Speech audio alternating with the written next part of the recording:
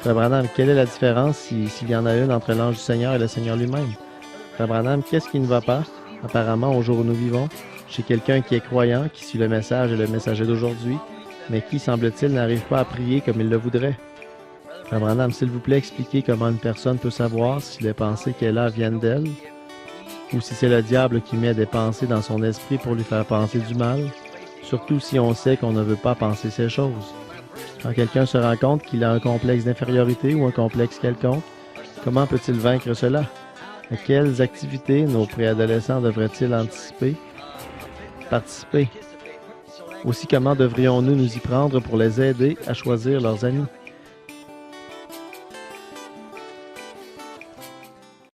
Bonsoir mes amis.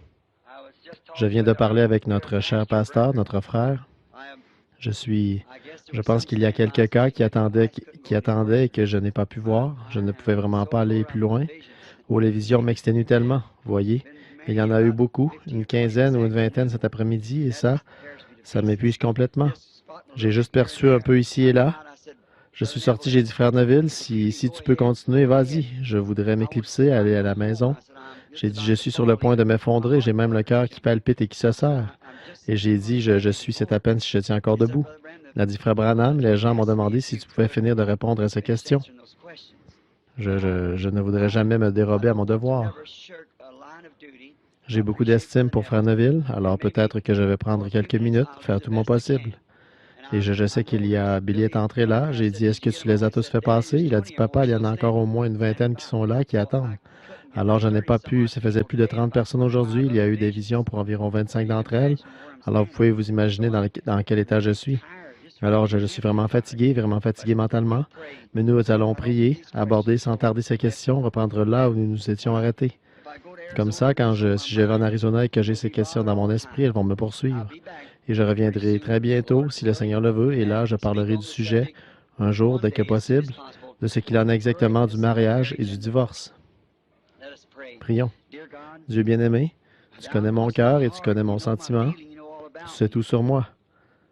Et je prie au Dieu, il y a beaucoup de gens, je suis resté avec eux trop longtemps, Seigneur, il y en a trop. Mais je suis vraiment reconnaissant car je ne crois pas qu'il y en ait un seul qui soit venu aujourd'hui sans avoir été aidé. Je crois que chacun est reparti heureux et satisfait. Les choses auxquelles je ne pouvais pas répondre moi-même, tu es descendu dans des visions et tu as révélé ce qu'il y avait, quelque part dans leur vie. Ils sont assis ici, beaucoup d'entre eux en ce moment même, ils sont en train d'écouter et ils savent que c'est la vérité. Tu leur as révélé les choses qu'il y avait quelque part dans leur vie à cause desquelles certaines choses étaient arrivées. Ils le savent, Seigneur, il n'y a absolument aucun moyen pour moi de connaître ces choses si ce n'est grâce à ton aide. Et je te prie, Père Céleste, bien que je sois fatigué, par contre, je suis heureux d'être ton serviteur. Et je te prie de bénir ceux qui attendaient, tous ceux qui auraient voulu être admis. Et j'ai confiance au Dieu qu'on s'occupera d'eux, que ton grand Saint-Esprit leur donnera tout ce dont ils ont besoin. Aide-moi à terminer ces questions, Dieu bien-aimé, ou à m'y appliquer de mon mieux pour que ton peuple obtienne réponse à ces questions.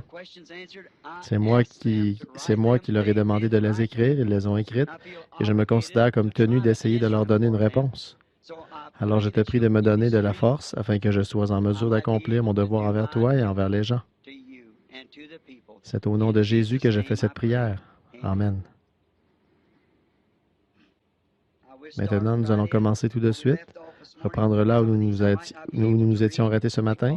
Il se peut que je ne sois pas capable de lire certaines d'entre elles du fait que je suis un peu enroué, parce que j'ai beaucoup parlé. Combien ont bénéficié du discernement aujourd'hui, sont vraiment reconnaissants de ce que Dieu leur a donné, voyez, ceux-là, ce sont les meilleurs de tous, les services de ce type-là. Les choses que vous voulez savoir et les choses qui étaient cachées dans votre vie sont révélées et dites. Et souvenez-vous, beaucoup de ces choses, beaucoup d'entre vous savent que des choses vraiment embarrassantes ont été dites et dévoilées, mais personne ne saura jamais ces choses, seulement moi et Dieu. Et ce qui vous a été dit, ça doit rester entre vous et Dieu. Laissez ça tranquille. Et combien d'entre vous savent que le Seigneur a révélé des choses qui avaient été faites afin de vous aider? Levez la main si ça vous a aidé. Voyez, sans même connaître ces gens ni rien à leur sujet, mais c'est lui qui l'a fait. Maintenant, passons au plus vite aux questions, là, et voyons si nous pouvons prendre. Il y en a encore une autre ici, quelque part, il a dit numéro 3. Je crois que celle-ci, c'est une lettre. C'est ça, c'est juste une lettre, excusez-moi. Je vais les poser ici au fur et à mesure, et je pense, oui, monsieur, celle-ci aussi, c'est une lettre. Et il a dit, question. Mais je crois que c'est une lettre, une question dans une lettre. Non, ce n'est pas ça, c'est une question au sujet d'un songe. Très bien. Je lirai ce songe, ensuite je verrai si le Seigneur m'en donne l'interprétation, puis je vous la transmettrai dès que je le pourrai. Je suppose que vous avez inscrit votre adresse. Voyons un peu si elle y est. Sinon, je vous demanderai de faire connaître votre adresse, vous qui avez écrit cette question et ce songe.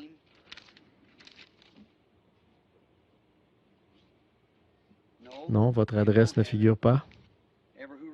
La personne qui a écrit cette lettre, elle a simplement adressé à moi. Donnez votre adresse à Billy. Alors, comme je poursuis mon chemin vers l'Arizona, j'irai dans le désert pour prier. Et s'il m'en donne l'interprétation, je saurai à quel endroit écrire pour la transmettre. Vous voyez, sinon, ce n'est pas là-dessus pour qu'on puisse transmettre s'il la donne. Mais je ne me prononcerai que si c'est le cas, parce que je ne peux pas faire autrement, et alors je saurai que c'est juste. Maintenant, est-ce que l'épouse, ceux qui croient ce message, vont aller dans l'Ouest, je veux dire finir par se rassembler là-bas? Et est-ce que, un instant là, ceci fait intervenir une seconde.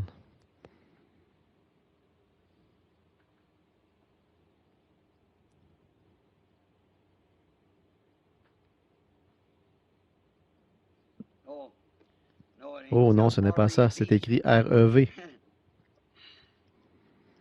Je pensais, c'est Révélation, chapitre, mais ça ressemblait à Révérend Caps, et j'étais juste un peu désorienté à cause de ça. Si tu peux voir, ça y ressemble vraiment beaucoup, tu vois. C'était Rêve Caps, puis Révérend Caps, puis ça continuait ici. Non, tout est en ordre. Apocalypse chapitre 12 parle de l'épouse? Non. Maintenant, est-ce que l'épouse va finir par aller dans l'Ouest, finalement?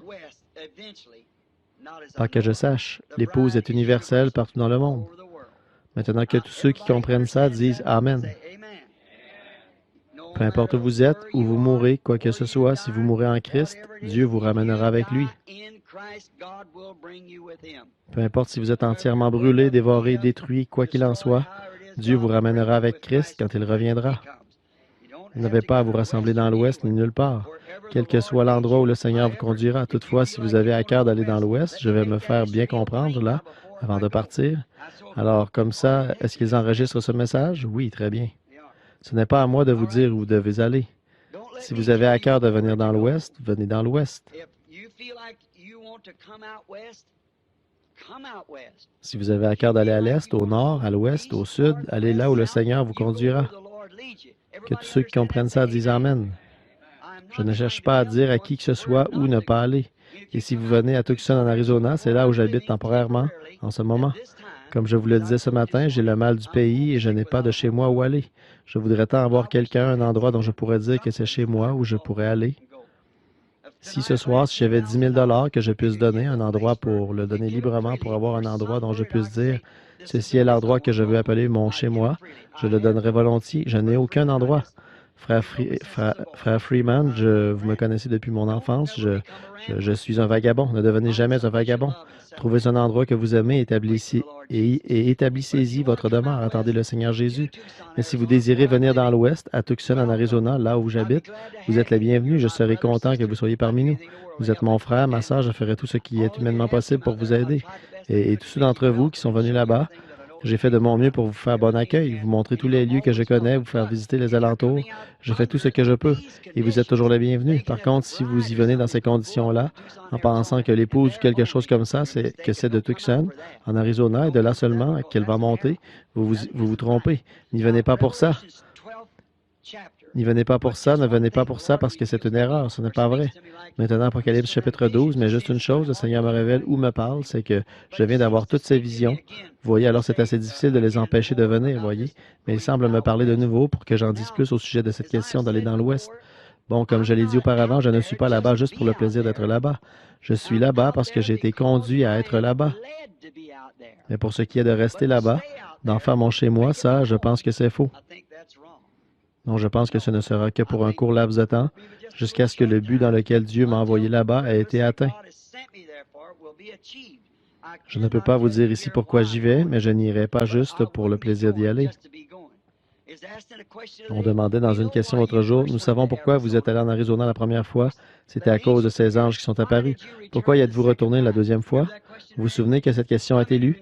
Combien se souviennent quand je suis revenu après ça et que j'étais assis là devant le docteur Lee Vail, je crois qu'il est quelque part dans le bâtiment, et ma femme? Je parlais de l'Arizona et du fait que nous restions ici. Et une main est apparue sur le mur et une lumière qui a écrit en traçant des lettres, Retourne en Arizona. Combien se souviennent de ça? Voilà pourquoi je suis retourné là-bas. Sans savoir pourquoi j'y retournais, et quand je suis arrivé là-bas, alors il a révélé pourquoi je devais y retourner. Et si je le dis, alors Satan va contrecarrer ça. Mais il ne connaît pas mon cœur. Il n'est pas la parole, donc il ne connaît pas mon cœur. Mais si je le dis, alors il l'entend. Donc maintenant, souvenez-vous de ça.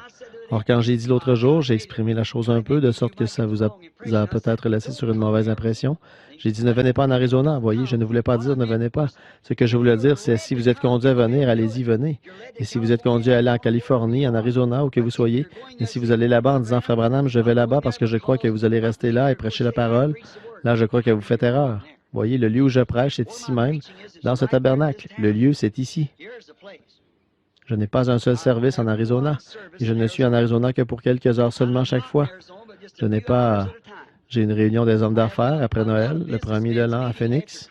C'est tout ce que j'ai. J'ai promis ça, rien d'autre.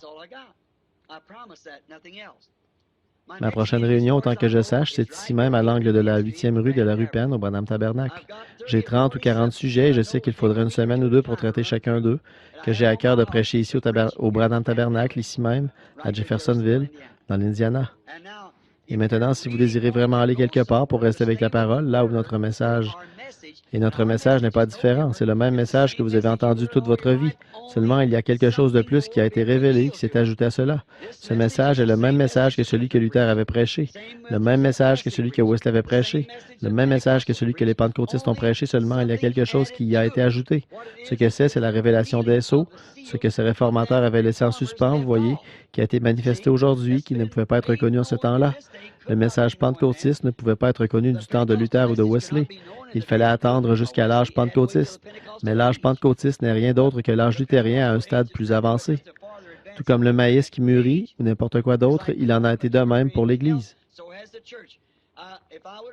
Si j'avais prêché ce soir, j'aurais prêché sur le sujet. Je l'ai noté ici dans la Bible. La vigne qui avait été transférée d'Égypte en Palestine.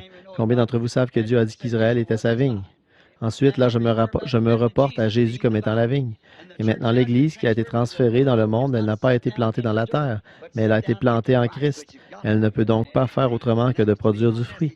Voyez, et voilà ce qui devait être mon message pour ce soir si j'avais prêché. Mais j'ai pensé que ce serait mieux de prendre ces questions, alors j'ai simplement laissé ça de côté. J'apporterai peut-être ça à mon retour. Apocalypse chapitre 12 ne se rapporte pas à l'épouse. Apocalypse chapitre 12, je n'ai pas vérifié, mais je sais ce que c'est. Il s'agit de la femme qui se tenait dans le soleil, la lune sous ses pieds. La lune représentait la loi, la femme représentait Israël, l'Église, et les 12 étoiles sur son front, c'étaient les 12 apôtres, les 12 âges de l'Église, et ainsi de suite, qui viennent de passer. Voyez, et le soleil se trouve à sa tête. En effet, vous voyez, la lune est une ombre du soleil, et la loi était une ombre des biens à venir. Et cette femme, c'est Israël, et non l'épouse. Maintenant, je ne m'attarderai pas trop, parce que je dois terminer ces questions. Romains 7, 14 à 18. Nous savons que la loi est spirituelle, mais moi je suis charnel, vendu au péché. Car ce que je veux faire, car ce que je veux, je ne le veux pas, et je fais ce que je hais.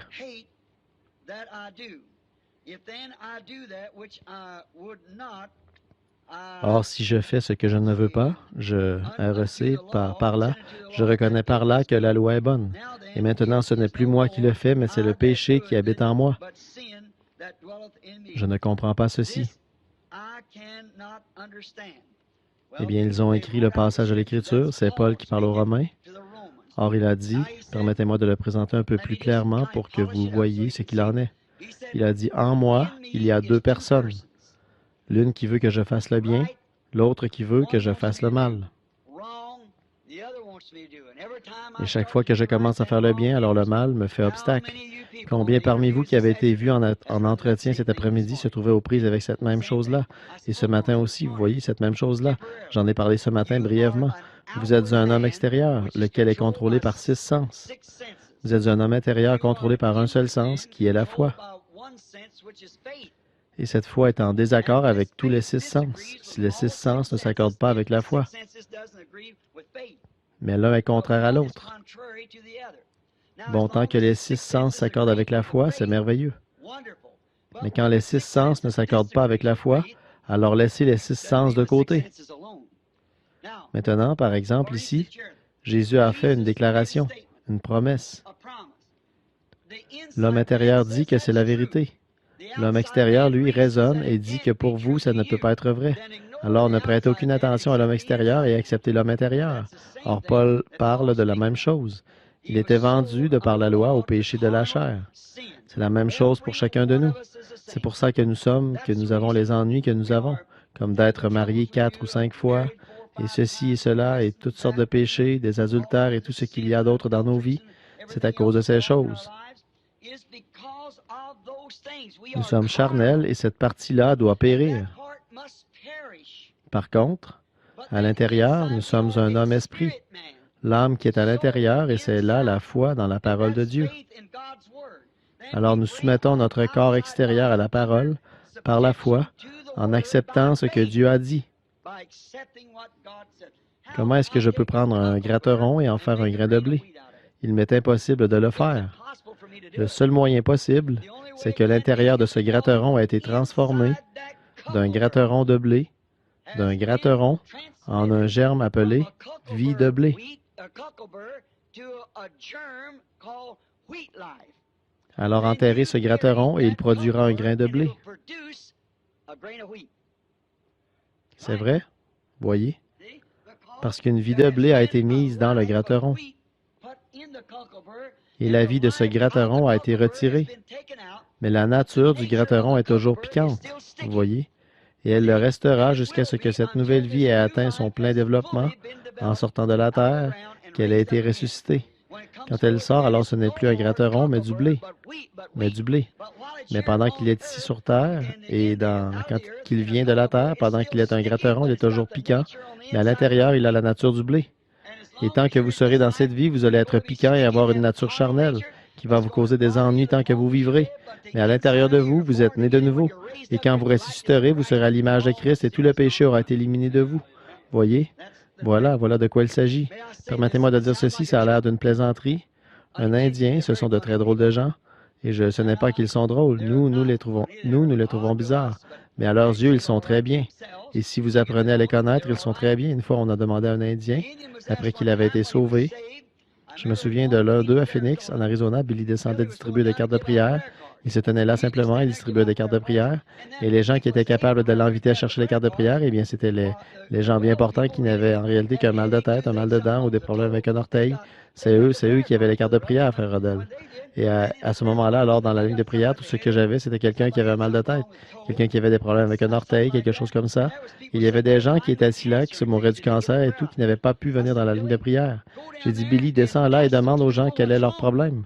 Et s'ils n'ont pas un cancer ou une terrible maladie ou quelque chose qui va les tuer, ne leur donne pas ces cartes de prière. Les gens que tu fais venir là dans la ligne de prière, que ce soit ceux qui vont bientôt mourir si le Seigneur ne leur vient pas en aide. Les autres qu'ils attendent, qu'ils passent dans une ligne rapide ou quelque chose comme ça, mais que ces gens qui sont sur le point de mourir. J'ai dit, pose-leur la question. Il a dit, eh bien, tu avais dit, bats simplement les cartes et distribue-les. C'est ce que je faisais. J'ai dit, mais tu fais venir ces gens qui arrivent en vitesse et devancent les autres. C'est eux qui ont.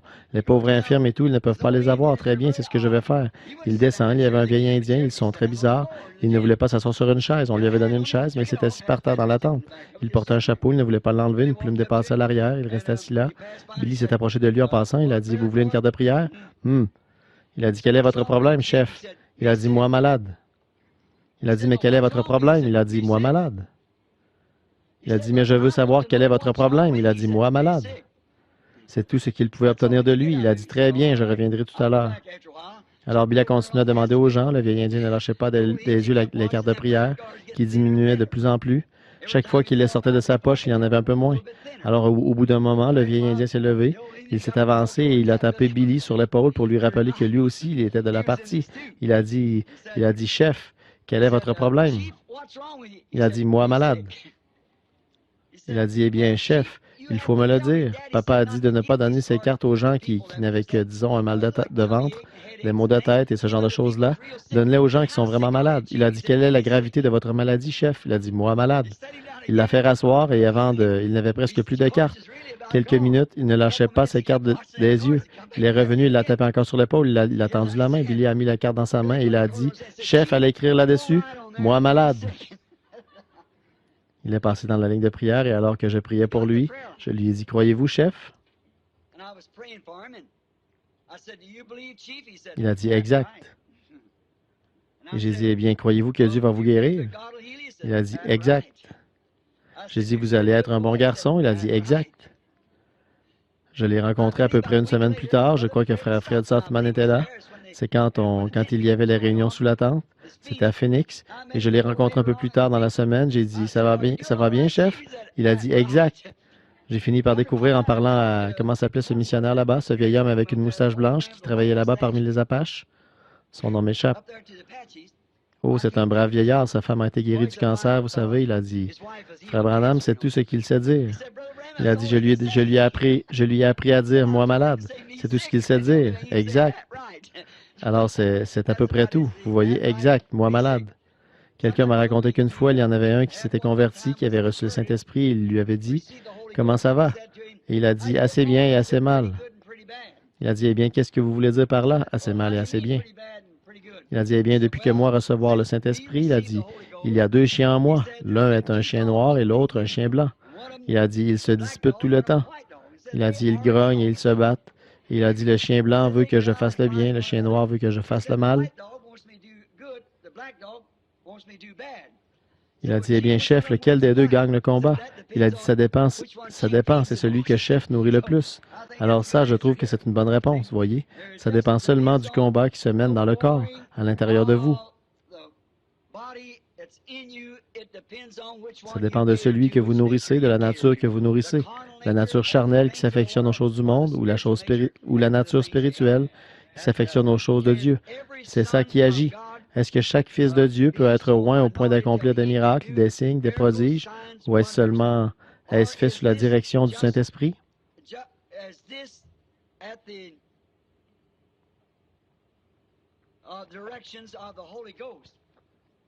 Oui, c'est fait sous la direction du Saint-Esprit.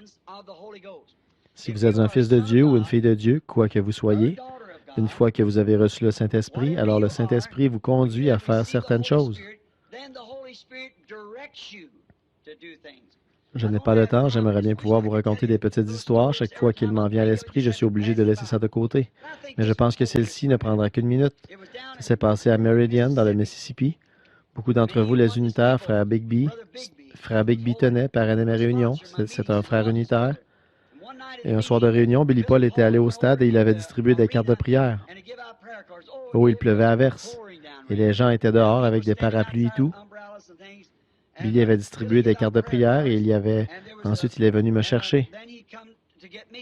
Et sur ces entrefaites, pendant qu'il venait me chercher, il y avait une petite dame qui s'était assise en avant et il y avait une autre dame qui marchait avec un petit bébé. Elle essayait de le garder tranquille. Et cette petite dame qui était assise là, vêtue d'une petite robe de calicot ou quelque chose comme ça, elle aussi, c'était une mère. Elle a aperçu cette dame et le Saint-Esprit a parlé à cette femme, lui a mis à cœur, va prier pour ce bébé.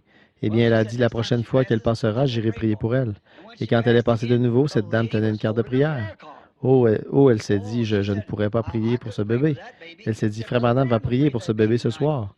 Moi, qui suis-je pour prier pour ce bébé si Frère Branham va prier pour lui? Bon, ça, c'était respectueux et c'était gentil, mais ce n'est pas toujours la volonté de Dieu. Parfois, c'est autre chose. Le Saint-Esprit continue à lui dire, va prier pour ce bébé. Finalement, elle s'est dit, cette femme va me refuser net. Sachant qu'elle a cette carte de prière, elle ne voudra pas que je prie pour ce bébé. Elle a amené son bébé ici, pas pour que moi je prie pour lui, mais pour que Frère Branham prie pour lui. Alors le Saint-Esprit continue à dire, va prier pour ce bébé. Finalement, elle s'est dit, eh bien, pour me soulager de ce fardeau, je vais juste dire, je vais lui offrir ma place. Alors elle a dit, ma chère, Une jeune mère qui parle à une autre. Est-ce que tu voudrais, tu as ce bébé? Elle a dit, est-ce que tu voudrais venir t'asseoir ici, prendre ma place? Elle a dit, oh ma chère, je ne voudrais pas prendre ta place. Elle a dit, j'essaie de garder mon bébé tranquille. Elle a dit, mais tu as l'air tellement fatigué et épuisé. Elle a dit, je le suis. Elle a dit, eh bien, assieds-toi ici, prends ma place. Elle a dit, je vois que tu as une carte de prière. Peut-être que Frère Branham va prier pour ton bébé. Elle a dit, nous espérons que ce numéro sera appelé. Et elle a dit, eh bien, je l'espère aussi. Elle a dit, sœur, tu es chrétienne? Elle a dit, oh oui. Elle a dit, moi aussi, je suis chrétienne. Et elle a dit, depuis que je suis assise ici, l'Esprit du Seigneur me dit, prie pour ce bébé. Est-ce que tu me permets? Je sais que Frère Branham va prier pour ton bébé s'il est appelé. Tu n'as qu'à tenir ta carte, il va y venir. Elle a dit, mais si j'imposais les mains au bébé et que je faisais juste une petite prière pour que je me sente mieux et pour me dégager de ce qui me presse, est-ce que ça t'offenserait? Elle a dit, oh, bien sûr que non, ma chérie, prie pour le bébé. C'était un enfant bleu, donc la jeune femme a prié pour lui. Elle a cédé sa place à cette dame, elle est montée jusqu'au troisième balcon et elle était debout. Un chrétien, un frère qui était là-haut, par courtoisie, s'est levé et a offert un siège à cette dame, alors elle s'est assise. Environ une demi-heure plus tard, je suis entré à la réunion, j'ai parlé pendant quelques minutes, puis j'ai appelé les cartes de prière. Et cette femme était la troisième ou la quatrième de la ligne avec ce bébé. L'autre était assise là et elle disait, oh, merci Seigneur, moi qui prenais tellement en pitié cette jeune mère, je crois que son bébé ira bien maintenant. Parce que Frère Branham, ce n'est que la troisième ou la quatrième, il va s'en occuper. Elle disait, merci Seigneur, cette jeune mère assise là-haut, qui avait de la compassion pour ce bébé. Bien, alors quand je me suis approché, j'allais prier pour ce bébé. Quand elle s'est approchée, eh bien, j'ai regardé la dame et j'ai dit, votre bébé là, c'est un enfant bleu. Vous l'avez amené ici pour qu'on prie pour lui. Or, vous vous appelez Madame un-tel et vous êtes venu de tel endroit. Mais votre bébé est déjà guéri.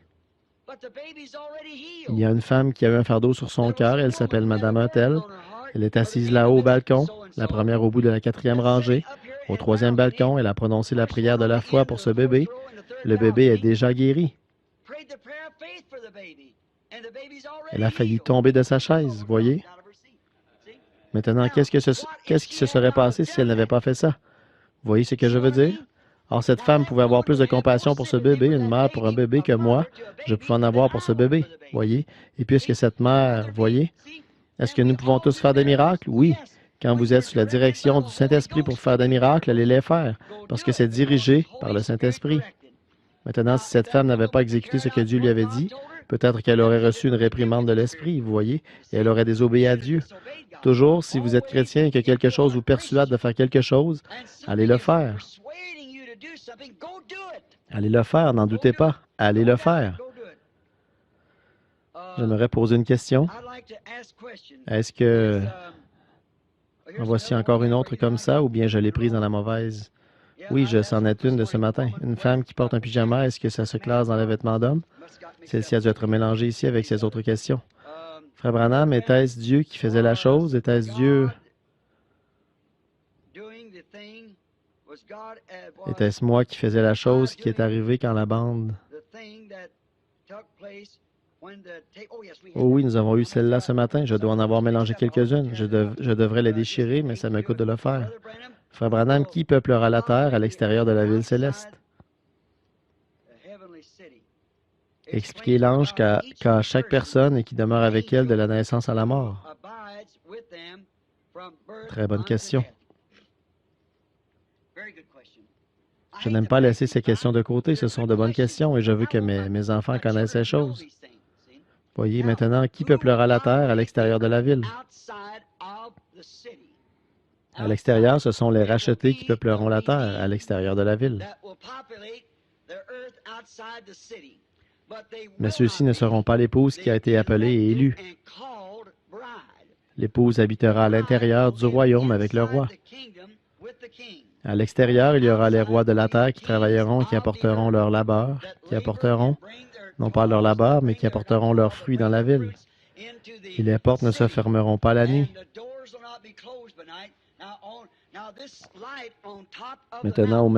Maintenant, cette lumière au sommet de la montagne n'éclairera pas le monde entier, elle n'éclairera que la ville, mais elle pourra être vue à distance, à des milliers de milles, peut-être, mais elle n'éclairera pas la terre. En effet, la Bible dit que dans le nouveau monde, d'un sabbat à l'autre, et d'une nouvelle lune à l'autre, voyez, les gens se présenteront devant le Seigneur à Sion, monteront à la ville pour y adorer. Donc, ils seront à l'extérieur de la ville, non pas l'épouse, mais les gens qui reviendront à la seconde résurrection, qui seront cultivateurs, tout comme Adam l'était, et ainsi de suite, et jardiniers.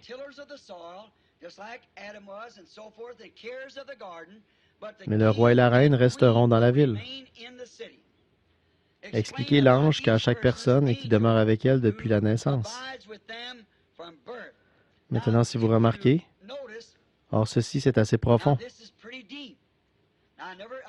Bon, je n'ai pas du tout, je viens juste de l'apprendre. Là, c'est écrit en partie à la machine et en partie au crayon ou au stylo. Or, il y a un ange, mais cet ange de l'Éternel, il campe autour de ceux qui les craignent, qui le craignent, voyez. Or, il n'a pas été promis aux pécheurs d'avoir des anges.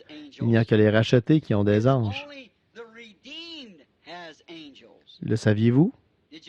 Les anges de l'Éternel campent autour de ceux qui le craignent.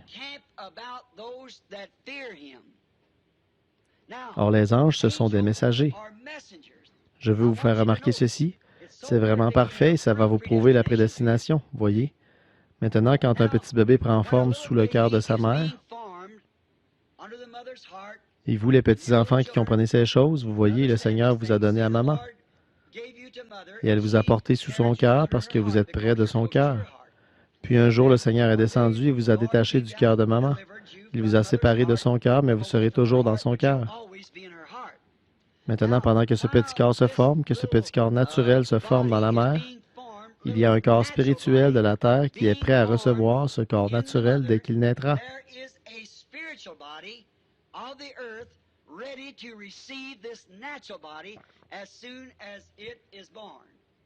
Or, le bébé naît avec des muscles vivants, un cœur qui bat, mais aucun souffle de vie en lui. Ce sont des muscles qui se contractent, voyez. Par contre, vous voyez, si c'était autrement, s'il n'y avait pas d'esprit qui devait venir en lui plus tard, alors notre souffle pourrait nous quitter, nous ne respirerions plus tout en étant quand même vivants. Mais quand ce corps ne reçoit pas d'oxygène ou de souffle, l'inspiration et l'expiration de nos poumons, alors nous sommes morts. Bon, mais quand la mère, le petit bébé descend du cœur de sa mère vers la terre, descend, vous comprenez ce que je suis en train de dire, la façon dont pourquoi je l'ai dit de cette façon. Quand le petit bébé descend, qu'est-ce qui arrive? Aussitôt qu'il sort, s'il ne se met pas à crier, le docteur, la sage-femme ou celui qui est là lui donne une claque sur les fesses. Le déplie. Celui-ci doit recevoir un choc. Et qu'est-ce qui arrive? Remarquez, une mère, elle peut être tout à fait mesquine et cruelle, mais juste avant que le bébé naisse, il y a une certaine bonté qui s'installe. Avez-vous déjà remarqué une mère quand elle doit enfanter? Il y a quelque chose de doux chez elle. Elle revêt toujours cette douceur. C'est parce que ce petit ange, ce petit esprit, un petit messager pour cette petite demeure est prêt à apparaître dans le monde.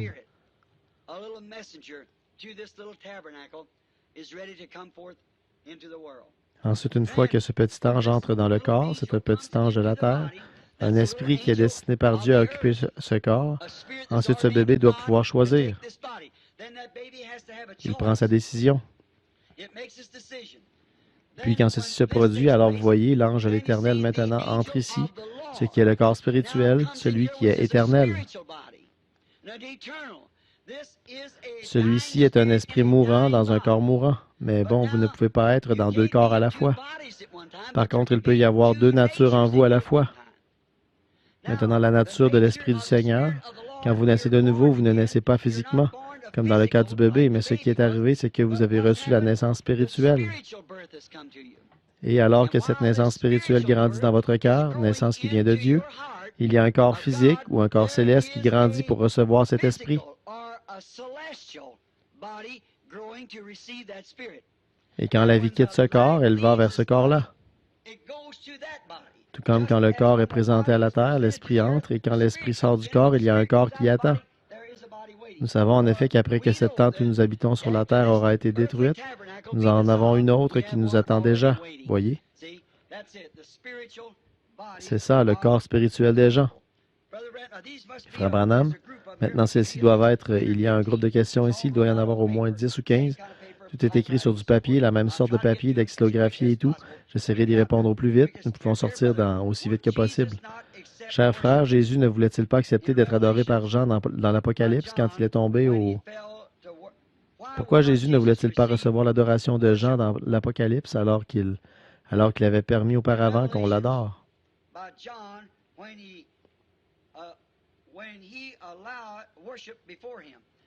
Pourquoi Jésus ne voulait-il pas recevoir l'adoration quand Jean a désiré l'adorer? Mon cher frère ou ma chère sœur, qui que vous soyez, ce n'était pas Jésus qui ne voulait pas recevoir l'adoration. Dans Apocalypse 22:8, vous lirez que c'était le prophète, l'ange, qui ne voulait pas recevoir l'adoration. Quand Jean est tombé pour adorer l'ange qui lui avait montré ces choses, celui-ci a dit, « Garde-toi de le faire, car je suis l'un de tes confrères, je suis l'un des prophètes. » Voyez, je suis ton confrère, ton compagnon de service, l'un des prophètes. Donne l'adoration à Dieu. Ce n'était pas Jésus qui ne l'a pas accepté, c'était le prophète qui ne voulait pas l'accepter. Cher frère Branham, quelle différence y a-t-il entre le moment où Jésus a soufflé sur les disciples et qu'il a dit « Recevez le Saint-Esprit » et le moment où ils ont dû aller dans la chambre haute pour attendre? C'était une promesse qu'il leur avait faite. Il a soufflé sur eux sa promesse en disant « Recevez le Saint-Esprit ». C'était une promesse. Ils sont allés dans la chambre haute pour attendre l'accomplissement de cette promesse. C'est la même chose quand nous vous imposons les mains pour que vous soyez guéris. Ensuite, vous continuez avec vos occupations en attendant l'accomplissement de la promesse. Frère Branham, Jésus a-t-il changé de masque physique plusieurs fois quand il est apparu aux disciples après sa résurrection? A-t-il changé de masque physique? Je n'en sais rien. C'est que, d'après moi, ce qui s'est passé là, ce n'est pas qu'il a changé de masque. Ce qu'il a fait, c'est qu'il les a empêchés de le voir ou de le reconnaître. C'est comme ceux qui revenaient d'Emmaüs, ils ont marché avec lui toute la journée et ça leur a été caché. De même, ils ont vu un homme sur le rivage alors qu'il pêchait. Un jour, à un endroit où ils avaient déjà pêché, il a dit, « Enfants, avez-vous pris quelque chose? » Et ils ont dit, « Nous n'avons rien pris, nous avons travaillé toute la nuit. » Il a jeté le filet de l'autre côté et il a pris tout un tas de poissons et ils ont reconnu à ce moment-là que c'était le Seigneur. Je pense que ce n'était pas son masque qui était changé, je pense que c'était simplement les yeux des gens qui étaient empêchés de le reconnaître. Frère Branham, quelle est la différence s'il y en a une entre l'ange du Seigneur et le Seigneur lui-même? L'ange du Seigneur est un messager de la part du Seigneur et le Seigneur lui-même est cette personne-là. Non pas la personne de l'ange de la part du Seigneur. Je vais vous montrer. Parlant du point de vue terrestre, voici un ange de la part du Seigneur. Du point de vue terrestre, voici un ange de la part du Seigneur. Du point de vue terrestre, voici l'ange de la part du Seigneur. Comment savons-nous alors si ce sont des anges de la part du Seigneur? Quand ils apportent la parole du Seigneur. Mais quand ils essaient de la pervertir, alors ça ne vient pas du Seigneur. Vous voyez?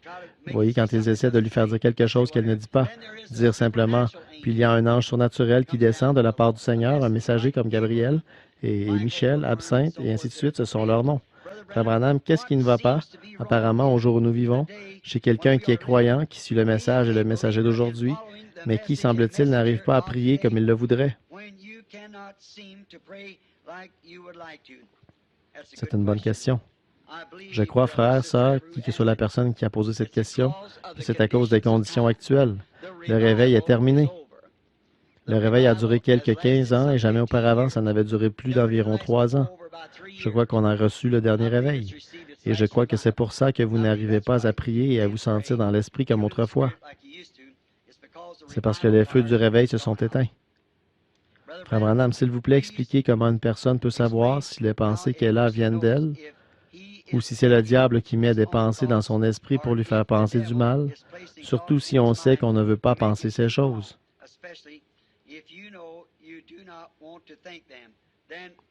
Alors, si c'est contraire à la parole, c'est la pensée du diable. Si c'est conforme à la parole, c'est la pensée de Dieu. Si ce sont de mauvaises pensées, c'est le diable. Si ce sont de bonnes pensées, de la parole et de Dieu, c'est la pensée de Dieu. Dans le cas où c'est le diable qui met des pensées dans l'esprit au sujet d'une certaine chose, comment peut-on vaincre cela ou s'en débarrasser? Prenez exactement l'inverse.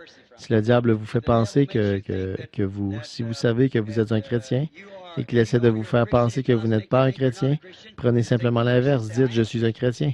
Tant que votre expérience s'accorde avec la parole de Dieu, dites « Je suis chrétien ». C'est la même chose pour le reste, pour tout le reste. Quand vous répondrez à ceci, s'il vous plaît, priez pour que je vainque ceci, car je ne suis pas seul.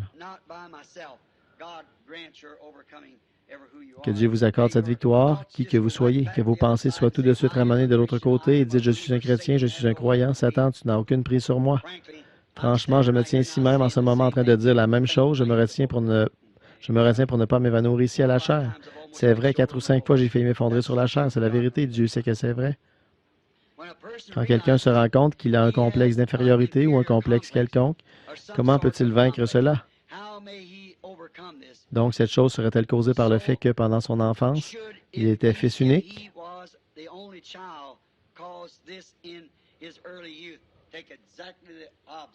Prenez exactement le contraire. Si vous voulez toujours imposer votre volonté, un enfant gâté qui veut toujours n'en faire qu'à sa tête, alors faites volte-face, prenez de tout votre cœur la direction opposée. Si vous êtes égoïste et que vous voulez tout garder pour vous, alors commencez à donner ce que vous avez. Voyez? Faites tout ce que, prenez simplement la direction inverse. C'est ça le moyen de vaincre n'importe quoi. C'est un contrepoison. Vous, ma vieille mère du Sud avait l'habitude de dire le poil du dos du chien calme la morsure. Et ça s'applique aussi pour ceci. Frère Branham, à quel achèvement devrions-nous laisser nos préadolescents participer? Excusez-moi, c'est à quelles activités nos préadolescents devraient-ils participer? Aussi, comment devrions-nous nous y prendre pour les laisser à choisir leurs amis? Aussi, comment devrions-nous nous y prendre pour les aider à choisir leurs amis? Gardez-les en compagnie de chrétiens le plus longtemps que vous pourrez. Gardez-les avec, si c'est une fille, gardez-les avec des jeunes filles chrétiennes et avec des jeunes hommes chrétiens si c'est l'inverse. Si elle est assez âgée pour fréquenter un garçon, veillez à ce qu'elle fréquente un bon garçon. Découragez-la de fréquenter n'importe quel autre garçon, le garçon vis-à-vis de la jeune fille. Si elle fréquente un incroyant, essayez de l'encourager à fréquenter un croyant et vice-versa. Faites de votre foyer un lieu agréable. Faites de votre foyer un lieu où votre fille ou bien votre fils n'auront pas honte d'amener leurs amis devant leur père et leur mère, de les faire entrer dans leur maison. Et faites de votre foyer un lieu où règne le bonheur, si bien qu'ils se plairont à rester à la maison. Oh là là, en voici 7 l'une derrière l'autre. Je ne vais continuer que quelques minutes encore. Frère Branham, avez-vous fait des déclarations dernièrement disant que l'âge de l'Église est terminé, celui de Laodicée? Non, je n'ai jamais dit qu'il est terminé. Si c'est le cas, vous avez mal compris, ou je me suis mal exprimé. Celui-ci est le dernier âge de l'Église. C'est la fin des âges de l'Église, Laodicée. Il n'est pas encore terminé. Quand il se termine, l'Église est partie. Donc, tant que l'Église est ici, il n'est pas encore terminé, voyez. Puisque l'âge de l'Église est terminé et a été plongé dans l'obscurité, que l'épouse a été appelée, nous sommes déjà dans la période de la tribulation? Non, j'aimerais avoir plus de temps pour pouvoir m'étendre là-dessus, voyez. Voyez l'épouse, quand elle sera enlevée de l'Église, c'est là que l'âge de l'Église prendra fin. L'Odyssée sombre dans le chaos, l'épouse rentre dans la gloire. Et la période de la tribulation s'installe sur les vierges endormies pendant 3 ans et demi. Pendant 3 ans et demi, au cours desquels Israël reçoit sa prophétie. Ensuite, la tribulation s'installe sur Israël, et ensuite a lieu le combat d'Armageddon, qui détruit toutes choses. Puis l'épouse revient avec l'époux pour 1000 ans, le règne du millénium. Après cela vient le jugement du trône blanc. Après cela viennent les nouveaux cieux, la nouvelle terre et la nouvelle ville qui descend du ciel d'auprès de Dieu. L'éternité et le temps fusionnent.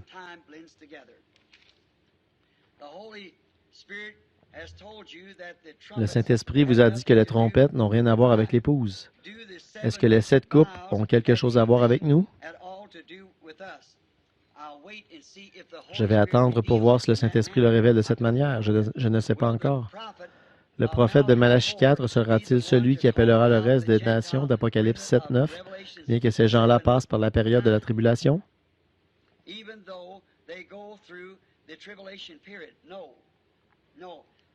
Non. Après Apocalypse 7, c'est là qu'il a vu les 144 000 scellés. Et après ça, ce qu'il a vu paraître, revenir, c'était cette grande foule que personne ne pouvait compter, c'est-à-dire l'épouse. Ça devra, le Malachie 4, ce sera terminé, l'épouse aura été enlevée au ciel. Et ensuite, ce groupe de Élie et Élisée reviennent sur la terre pour... L'Église doit passer par la période de la tribulation, mais Élie et Élisée n'auront rien à faire avec les vierges endormies. Elles font partie des nations. Ils seront envoyés seulement aux Juifs.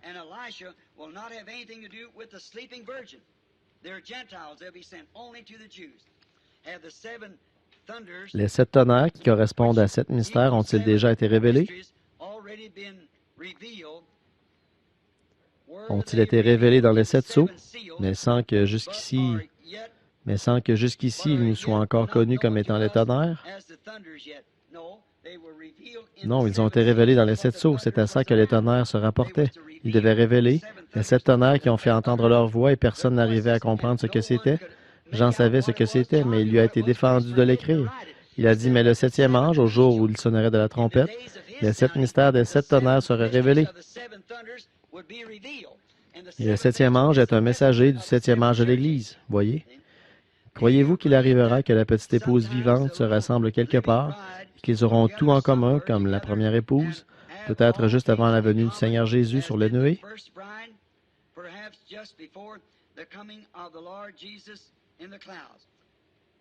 Bon, ils m'ont demandé si je croyais ça. Je ne peux pas le prouver par les Écritures, mais peut-être qu'il viendra un temps. Peut-être, je ne sais pas. Il se pourrait qu'il y ait juste, voyez, si une telle chose arrivait, cela indiquerait qu'il est très proche. Ce serait tellement... Il a dit, mais il viendra comme un voleur dans la nuit. Voyez, il vient pour...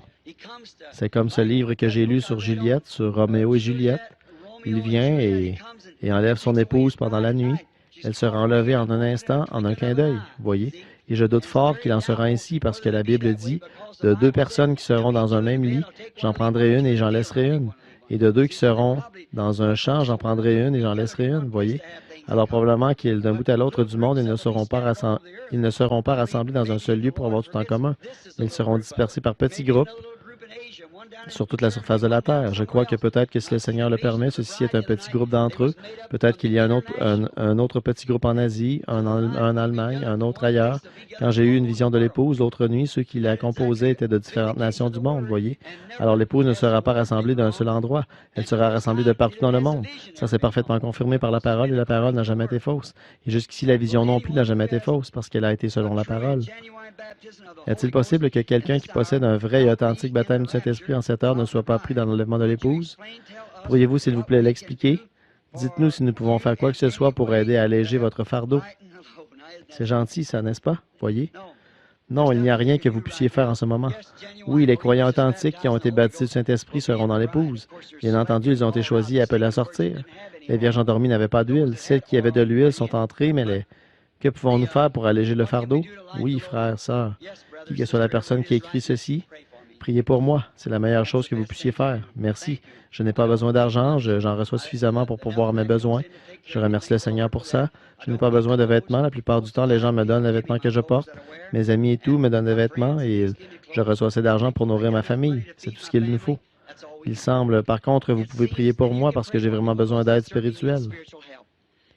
Il semble, parmi les ministres de la parole, que nous ayons peu, sinon aucun fardeau pour prier, pour prêcher, pour jeûner, ou pour les âmes perdues qui pourraient encore se trouver là-bas, quelque part dans le monde.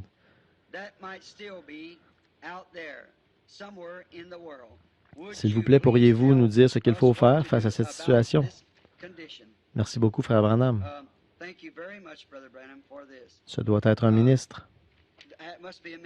Il n'a ajouté aucune signature à ces mots. Frère, il m'a fallu donner ces réponses alors que j'étais fatigué, épuisé et un peu, vous savez, en ne me sentant pas très bien. Alors, j'espère que ça a répondu aux questions. Je vous remercie beaucoup et je ne me rappelle plus ce que j'allais lui répondre.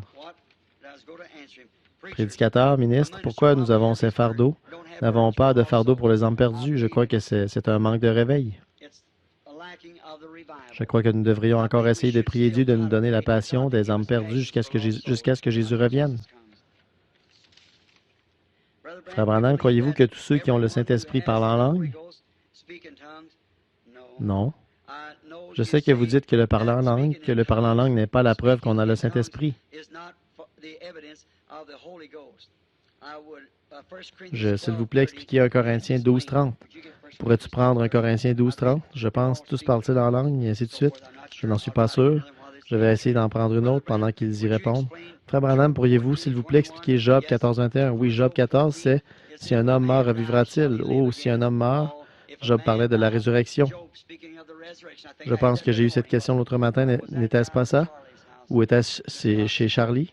Quelque part, Mme Cox était là. Job, il avait vu les fleurs, comment elles meurent et revivent, mais lui descendait dans la terre et ne pouvait pas revenir. Ensuite, il lui a expliqué que quelque chose avait péché. Il voulait obtenir un médiateur entre lui et Dieu, et là, il a vu la venue du Seigneur. Qu'est-ce que c'est, frère? Je pense que c'était un Corinthiens 12:30. Oui.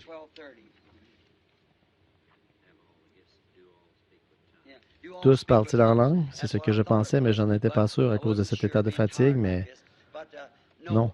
Tous ne parlent pas en langue, tous n'interprètent pas, tous ne disent pas ces choses. Puis le chapitre qui vient tout de suite après, quand je parlerai les langues des hommes et des anges, je n'ai pas la charité, je ne suis rien, voyez. Paul, en d'autres termes, il leur dit tous parlent-ils leur langue? Bien sûr que non. Tous prophétisent-ils? Non. Mais aspirez aux dons les meilleurs, et je vais encore vous montrer une voie par excellence. Voyez, tous ne parlent pas en langue. Allez-vous avoir un autre service de discernement avant de repartir? Sinon, est-ce possible d'avoir un entretien particulier? J'espère que vous en avez eu un. Bon, il ne m'en reste plus beaucoup. Je vais faire mon possible pour essayer d'y répondre. Je me souviens de vous avoir entendu parler d'un triste spectacle que vous aviez vu. Un ange, un aigle qui battait des ailes dans une cage, qui cherchait désespérément à se libérer. Ma précieuse mère est dans cette situation-là. Il ne lui a pas été permis depuis 3 ans de recevoir à la maison ses 3 enfants mariés parce qu'ils refusent de se soumettre à la doctrine de leur père.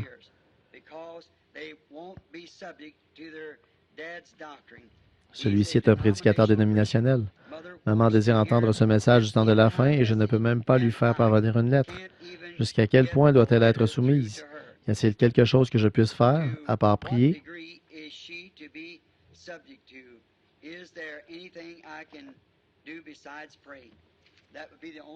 Ce serait la seule chose à faire, que je sache. Son mari, qui est ministre, ne veut pas lui laisser entendre la parole. Elle veut l'entendre, mais il ne veut pas lui permettre de l'entendre, alors priez simplement pour elle. Je crois que cette femme est sauvée, bien entendu. Frère Branham, est-il possible pour quelqu'un d'être perdu et de finir en enfer s'il rejette la lumière de la parole, même s'il possède une véritable expérience de justification et de sanctification? Oui, monsieur, c'est tout à fait exact.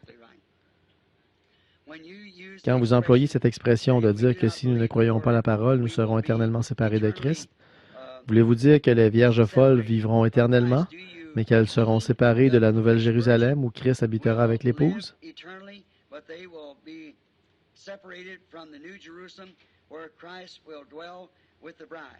Il s'agit ici des gens qui n'ont pas le Saint-Esprit, qui ne sont pas nés de nouveau conformément à ce que l'Écriture enseigne. Si la naissance naturelle exige de l'eau, du sang et l'esprit, la naissance spirituelle n'exige-t-elle pas les 3 étapes de la grâce avant que la personne soit vraiment née de nouveau? Absolument, je viens d'expliquer ça ce matin. La même chose à propos du même sujet. Il faut que vous ayez toutes les étapes. Vous êtes engendré par l'Esprit, tout comme un bébé est engendré dans le ventre de la mère, mais on n'est pas né tant qu'on n'a pas reçu le Saint-Esprit. C'est vrai. C'est à ce moment-là que vous êtes né. Vous n'êtes pas converti, vous êtes en voie de conversion jusqu'à ce moment-là.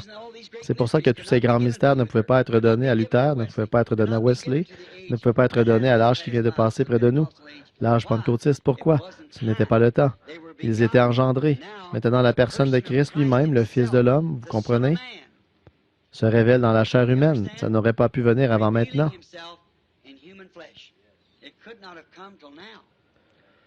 Quand le millénium commencera, comment les incroyants seront-ils ôtés de la terre? Les incroyants disparaîtront dans la période de la tribulation avec les vierges endormies et tous les autres, incroyants et vierges endormies, et le reste d'Israël qui doit être retiré. Frère Branham, quand quelqu'un m'énerve ou me marche sur les pieds,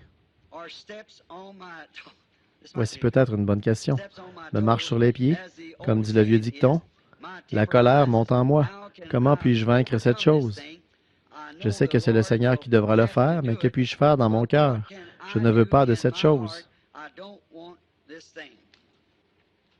Adoucissez votre tempérament par la prière, puis décidez-vous. Je ne pense pas qu'il y ait beaucoup de gens dans ce bâtiment qui aient déjà eu un tempérament plus colérique que moi au départ. Oh, j'avais toujours la bouche en compote et j'ai pris beaucoup de mes repas avec une paille. Ma mère, comme vous le savez, était de mère indienne et mon père était irlandais, un Irlandais du Kentucky en plus de ça.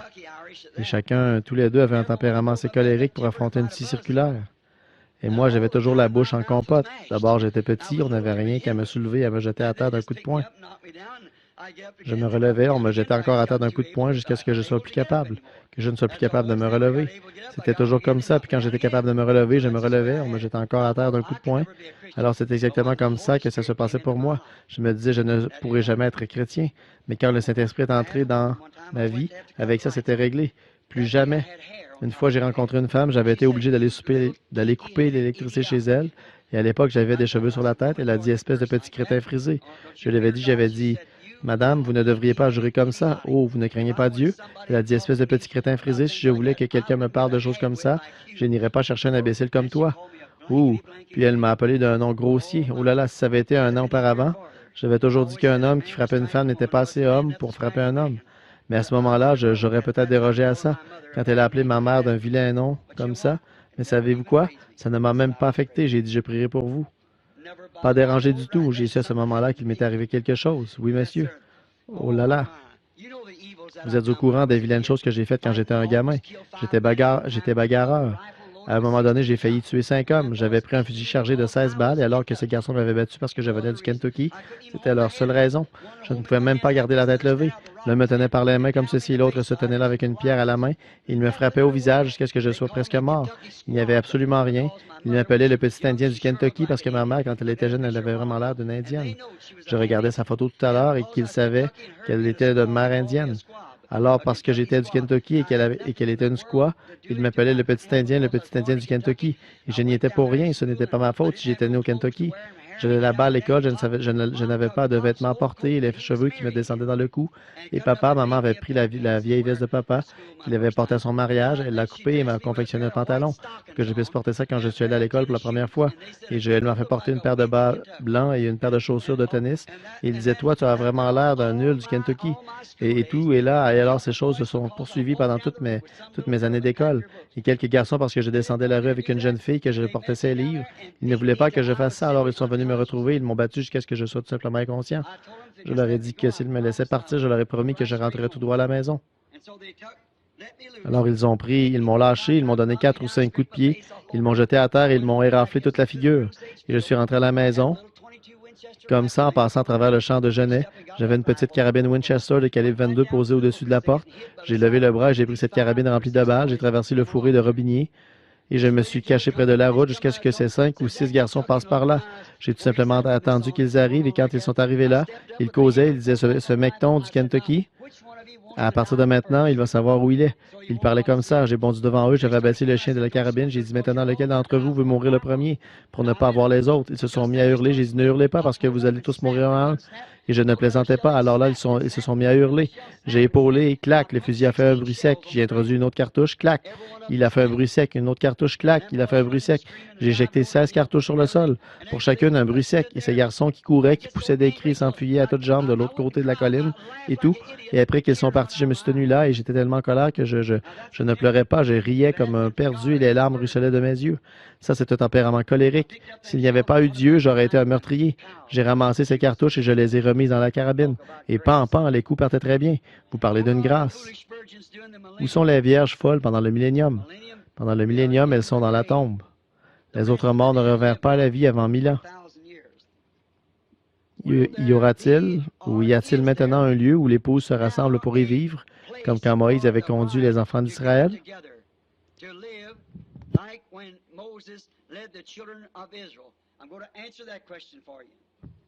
Je vais répondre à cette question pour vous. Ça vient de m'être révélé. Je vais vous dire la vérité. Oui, monsieur, il y a un lieu où toutes les épouses se rassemblent. Et vous voulez savoir où c'est?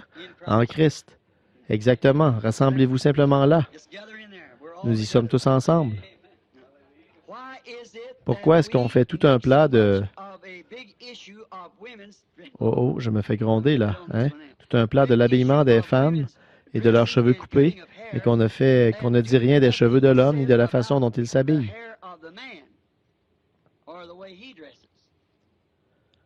Eh bien, sœur, je vais me mettre d'accord avec vous sur une chose. Premièrement, la Bible dit qu'un homme ne doit pas avoir de longs cheveux. Et s'il avait de longs cheveux, je le lui dirais, tout comme je vous le dis à vous, il a tort. Mais la plupart des hommes, beaucoup d'entre eux sont comme moi, ils n'en ont pas du tout. Mais la plupart des hommes se coupent les cheveux, ils ressemblent à des hommes. Et alors, s'ils ne le faisaient pas, on leur dirait de ne pas faire ça, de ne pas se laisser pousser les cheveux comme des cheveux de femme. Vous verrez ce qu'il en est quand nous parlerons du mariage et du divorce, des vœux et tout ça, quand nous prêcherons là-dessus. Tout un plat de choses comme l'habillement des hommes ou des femmes. Bon, un homme, d'abord, le corps d'un homme n'est pas une tentation comme celui de la femme. Bon, l'homme, cette espèce de gros spécimen aux jambes poilues, aux genoux cagneux, à la grosse bedaine et tout. Il a l'air d'un vrai désastre. Lui, il n'a rien de tentant. Je trouve que c'est un spectacle, on ne peut plus grotesque que de voir ces hommes descendre la rue, genoux vieux, vêtus de ces bikinis ou quoi, vous savez, descendre la rue comme ça. Je trouve que c'est le spectacle le plus dégoûtant que j'ai jamais vu. C'est vrai, je pense qu'il ne sait pas à quel côté de la race il appartient. Voyez? C'est vrai. Un homme qui ferait une chose pareille. Et savez-vous quoi? Je viens d'apprendre il y a quelques mois que l'armée américaine allait s'habiller de cette façon-là. Eh oui. L'armée, l'année prochaine ou l'année d'après, ils vont tous porter le short. Avec quelle bande de grands efféminés est-ce qu'on va se retrouver? Dieu a fait l'homme pour qu'il ait l'air d'un homme, qu'il agisse comme un homme et qu'il s'habille comme un homme. Il a fait la femme pour qu'elle fasse Il a fait la femme pour qu'elle fasse de même, qu'elle s'habille comme une femme, qu'elle agisse comme une femme et qu'elle soit comme une femme. À propos, ce matin, à propos de la question qui a été posée à propos des hommes, si une femme a les cheveux très fins et qu'elle désire porter là de ses crépons, ou le nom que vous donnez à ça, je pense que c'est ma femme porte ça. Elle dit que ses cheveux sont fins et elle a quelque chose d'à peu près gros comme ça, qui ressemble à un petit pain rond assez gros. Elle enroule ses cheveux autour de ça et elle fait tenir ça avec des épingles. Bon, moi, je trouve que il n'y a pas de mal à ça pourvu que vos cheveux soient longs. Un ministre a dit que sa femme se sentait culpabilisée parce qu'elle avait de la teinture dans les cheveux. J'ai découvert d'après une question que ça veut dire un colorant ou une coloration dans les cheveux. Je ne peux pas dire que c'est mal, je n'ai rien à ce sujet. Pourvu qu'elle ait de longs cheveux, c'est tout ce que je peux dire là-dessus.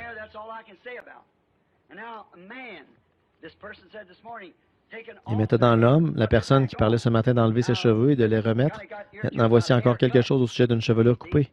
Voyez, or, si un homme n'a pas de cheveux et que sa femme, j'ai entendu des femmes qui disaient, eh bien, si seulement je pouvais convaincre Jean, moi je trouve qu'il serait plus beau s'il portait un postiche. Qu'en pensez-vous, Frère Branham? Est-ce mal pour lui de faire ça? Mais non, absolument pas. Ce n'est pas mal, pas du tout. S'il veut en porter un, c'est bien, tout aussi bien que de porter des fausses dents ou autre chose selon le besoin.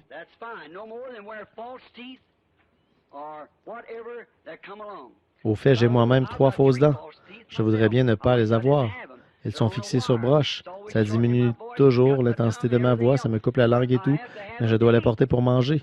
Et quand je vais outre-mer, dans ces réunions en plein air, je porte un postiche, non pas pour l'apparence, parce que vous savez que je me tiendrai ici, même si je n'avais pas un seul cheveu sur la tête ou quoi que ce soit. Pour moi, ça ne changerait rien. Je suis ici pour représenter Jésus-Christ. Mais la première soirée où je me tiens là sous un orage tropical, le lendemain soir, j'ai tellement mal à la gorge que je ne peux pas y retourner. Et donc, si c'était quelque chose que je désirais faire et que j'avais à cœur de le faire, je le ferais. Oui, monsieur, il n'y a absolument rien qui l'interdit. Il n'y a absolument rien qui vous interdit ça de porter un crépon ou un postiche ou quelque chose dans vos... C'est parfaitement en ordre, mais que vos cheveux restent longs. Et vous, les hommes, coupez les vôtres. Ceux que vous avez, tenez-les coupés. Voyez, alors ça règle la question. Et vous, les femmes, habillez-vous comme des femmes, et vous, les hommes, habillez-vous comme des hommes. Ne cherchez pas à être efféminés en portant des vêtements de femmes. Et vous, les femmes, ne cherchez pas à être masculines en portant des vêtements d'hommes, parce que Dieu ne veut pas que vous le fassiez. La Bible condamne ça. Mais maintenant, pour ce qui est de porter un postiche ou de porter des cheveux, eh bien, qu'est-ce que c'est, ces espèces de crépons? Est-ce que j'ai fait une erreur tout à l'heure? Serait-ce plutôt une souris? C'est quelque chose que les femmes mettent dans leurs cheveux pour le faire paraître plus. Quel que soit le nom qu'on donne à ça, voyez, il n'y a rien à te redire là-dessus. Allez-y, c'est en ordre. Frère Branham, une sœur a fait environ 800 000 pour venir au tabernacle et elle disait croire que vous êtes Jésus-Christ incarné. S'il vous plaît, parlez de ceci. Elle était très IMPA, impatiente d'essayer de dire aux autres ce qu'elle pense. IMPA, impatience. Très bien. Bon, bien entendu, cette sœur était dans l'erreur. Je ne suis pas Jésus-Christ, je suis son serviteur. Nous avons expliqué ça tant de fois, mais... Oh, j'ai presque terminé. Elle a prié seulement pour moi. Ça prendra encore juste un petit moment. Frère Branham, est-ce que vous aimeriez entendre celle qui reste en faisant aussi vite que possible? Frère Branham, une fois, j'ai failli que Dieu m'avait fait... Une fois, j'ai senti que Dieu m'avait fait une promesse comme à Sarah. Il y avait une question, mais la promesse est venue par la suite. Est-ce que la promesse était de Dieu?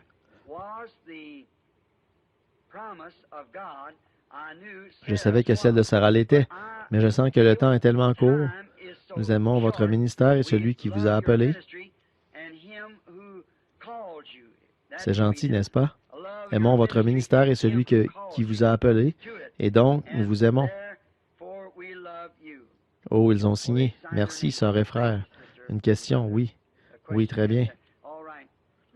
Maintenant, Dieu, vous pensez qu'il vous a fait cette promesse et que c'est arrivé comme à Sarah? Bien sûr, c'est le même Dieu. Il répond de la même façon et surtout ne faites rien d'autre que croire que c'était de Dieu. Frère Branham, j'aimerais vous poser certaines questions concernant la Bible. S'il vous plaît, expliquez Marc. J'ai répondu à celle-là, j'ai répondu à ça à Marc 16. Nous avons répondu à ça l'autre jour, je me souviens. Voyons un peu. Cher frère Branham, s'il vous plaît, expliquez Matthieu chapitre 22, verset quand nous avons répondu à celle-là. Voyez, vous vous souvenez l'autre jour, je vais vous montrer. Vous voyez, c'est juste ici, 22. Comment ce convive est-il entré au souper des noces, celui qui avait un habit, mais qui n'avait pas revêtu un habit de noces?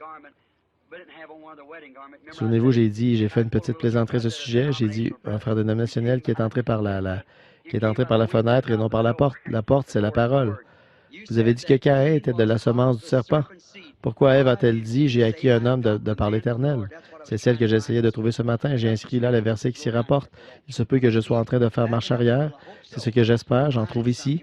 Frère Branham, mon mari, qui a été élevé dans la foi catholique quand nous faisons nos dévotions, il veut prier à sa façon. J'ai répondu à ça. Vous vous souvenez? Oh, je suis en train de retrouver ces questions là-dedans maintenant. J'ai répondu à celle-là. Frère Branham, j'ai finalement intéressé ma sœur d'une des... J'ai répondu à ça, une dame qui avait une sœur catholique. Frère Branham, dans 2 Timothée 4, quel est le don qui avait été donné par... J'ai répondu à celle-là. Combien se souviennent de ces questions? J'en ai quelques-unes qui ont été mélangées ici, voyez. Vous a-t-il permis d'utiliser un moyen... C'est au sujet du contrôle des naissances. Je vais vous parler de ça en privé, vous voyez, comme je l'ai dit ce matin. Premièrement, les 5 vierges folles seront-elles sauvées pendant le... J'ai répondu à ça, je suis en train d'aller à reculons. Une minute, soyez patient avec moi. Après avoir connu la voie, du moins la voie de la repentance et de la sanctification, j'ai répondu à celle-là, vous vous souvenez? Puis de perdre ça. Celle-là aussi, j'y ai répondu, j'ai fait marche arrière, quoi. Il va falloir que je les retrouve à mesure. Frère Branham, quelle est la signification de Matthieu 24, 28? En quelque lieu que soit le cadavre, là s'assembleront les aigles. Vous vous souvenez que j'ai expliqué ça, voyez? J'ai répondu à ça, peut-être que j'ai répondu à toutes, loué sur l'Éternel. C'est l'heure. Est-ce l'heure où l'épouse devra être avec vous pour... Bon, celle-là, j'y ai répondu. L'enlèvement? Peut-être que Et celle-là, je sais que j'y ai répondu parce qu'il y avait des notes inscrites au bas, je m'en souviens. Eh bien, loué soit l'Éternel, nous arrivons vraiment au bout, là. Voyons un peu. Étant donné qu'Acte 2.38 est la seule manière d'être baptisé, qu'en est-il de la multitude? J'ai répondu à ça. Ils ne l'ont jamais su à leur époque. C'est seulement maintenant que cela a été révélé. Une fois que vous savez ce qu'il faut faire, celui qui sait faire ce qui est bien, qui ne le fait pas, comme un péché. Frère Branham, est-ce mal de cultiver, de travailler dans le tabac? Je ne crois pas avoir répondu à ça.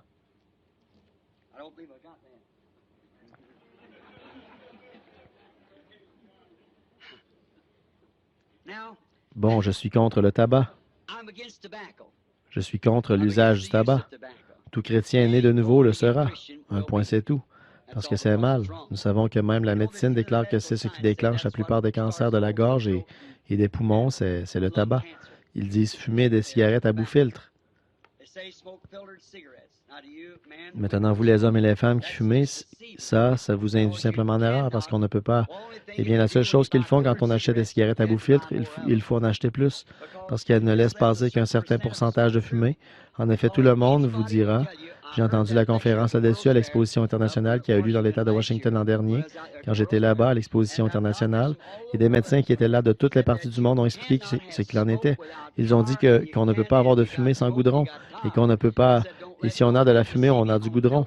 Et ils ont dit que personne ne vous trompe au sujet des cigarettes à bout filtre, car alors que vous en auriez fumé une des autres pour satisfaire le désir que vous avez pour les cigarettes, vous en fumerez 2 ou 3 de celles-là. C'est seulement un bobard public, un bobard publicitaire à la radio et à la télévision. Mais pour ce qui est de travailler dans le tabac, de cultiver du tabac, maintenant vous les frères du Kentucky qui cultivez du tabac, eh bien je dirais une chose. Si ça vous culpabilise de le faire, ne le faites pas.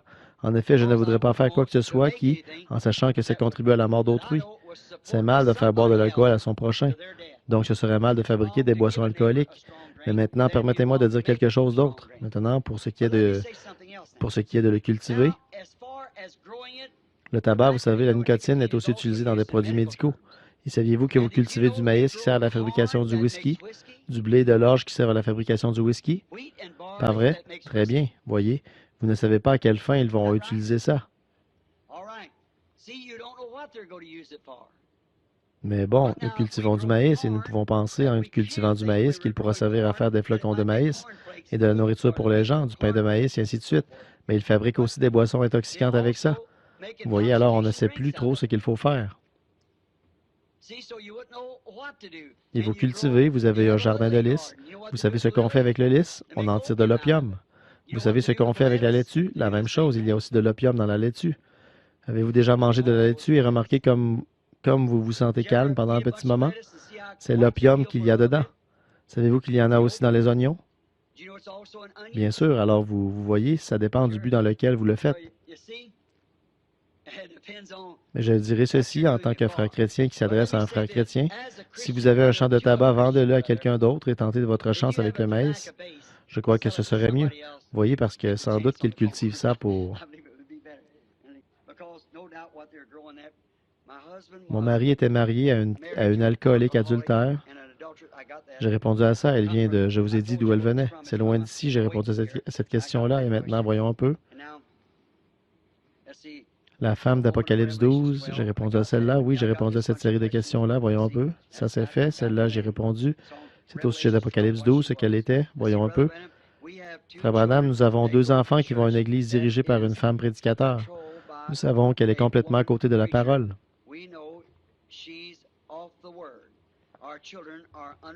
Nos enfants subissent cette forte influence. Comment devons-nous nous y prendre pour leur dire que ceci est une erreur? Je vous l'ai dit déjà. J'ai répondu à ça et allez-y doucement. Que diriez-vous si je sais que cette personne se trouve ici? Si je crois savoir qui est cette femme, que diriez-vous si je vous disais qui c'est? Le règne du millénium sera-t-il de 1000 ans ou seulement d'une certaine période de temps? J'ai répondu à celle-là ce matin même. Vous voyez, c'est 1000 ans. Très bien. Frère Branham, le problème de... Oui, j'ai répondu à ça. Le blé livret, vous vous souvenez que nous avons répondu à celle-là? Je crois que nous arrivons au bout maintenant. Il se peut que j'ai remis quelques-unes d'entre elles dans le paquet. Voyons un peu, même chose. Frère Branham, je suis la mère de 6 beaux enfants et mon mari désire que j'aille travailler quelque temps pour l'aider financièrement. Est-ce que je devrais le faire? Aussi, veuillez prier Dieu de m'accorder la foi que de me donner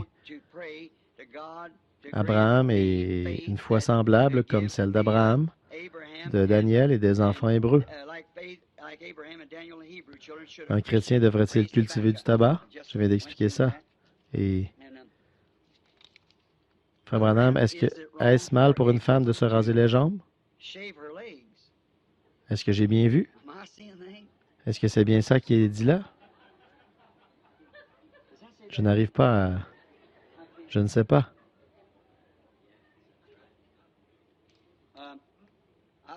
Je vous laisse le soin de décider. Est-ce qu'aujourd'hui, la limitation de la famille, c'est mal? Cela veut-il dire de pratiquer le contrôle absolu des naissances? J'ai répondu à ça, bien entendu, individuellement. Voyons un peu. Si une femme qui est dans le péché obtient un divorce, se remarie et... J'ai répondu à ça. Vous vous souvenez, j'ai dit laisser les cas de divorce jusqu'à ce que... J'ai une amie que j'aime beaucoup. Elle a reçu des bandes et des lettres dont je crois que ne lui ai jamais parlé. Au fond, je pense que j'ai peur de la détruire et de perdre son amitié. Que dois-je faire?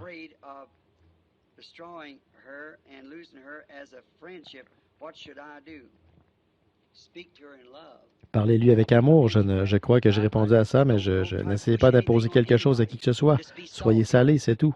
Ils auront envie d'être comme vous. Frères et sœurs, je crois que j'ai répondu à ces questions. Frère Madame, s'il vous plaît, expliquez ce qu'il en est des 5 vierges folles. Je sais que j'ai répondu à celle-là. C'est écrit sur du papier rouge. Je crois que nous... J'ai répondu à celle-là. Je crois que j'ai répondu à toutes ces questions. Loué soit l'Éternel. Voyons un peu. Excusez-moi une petite minute.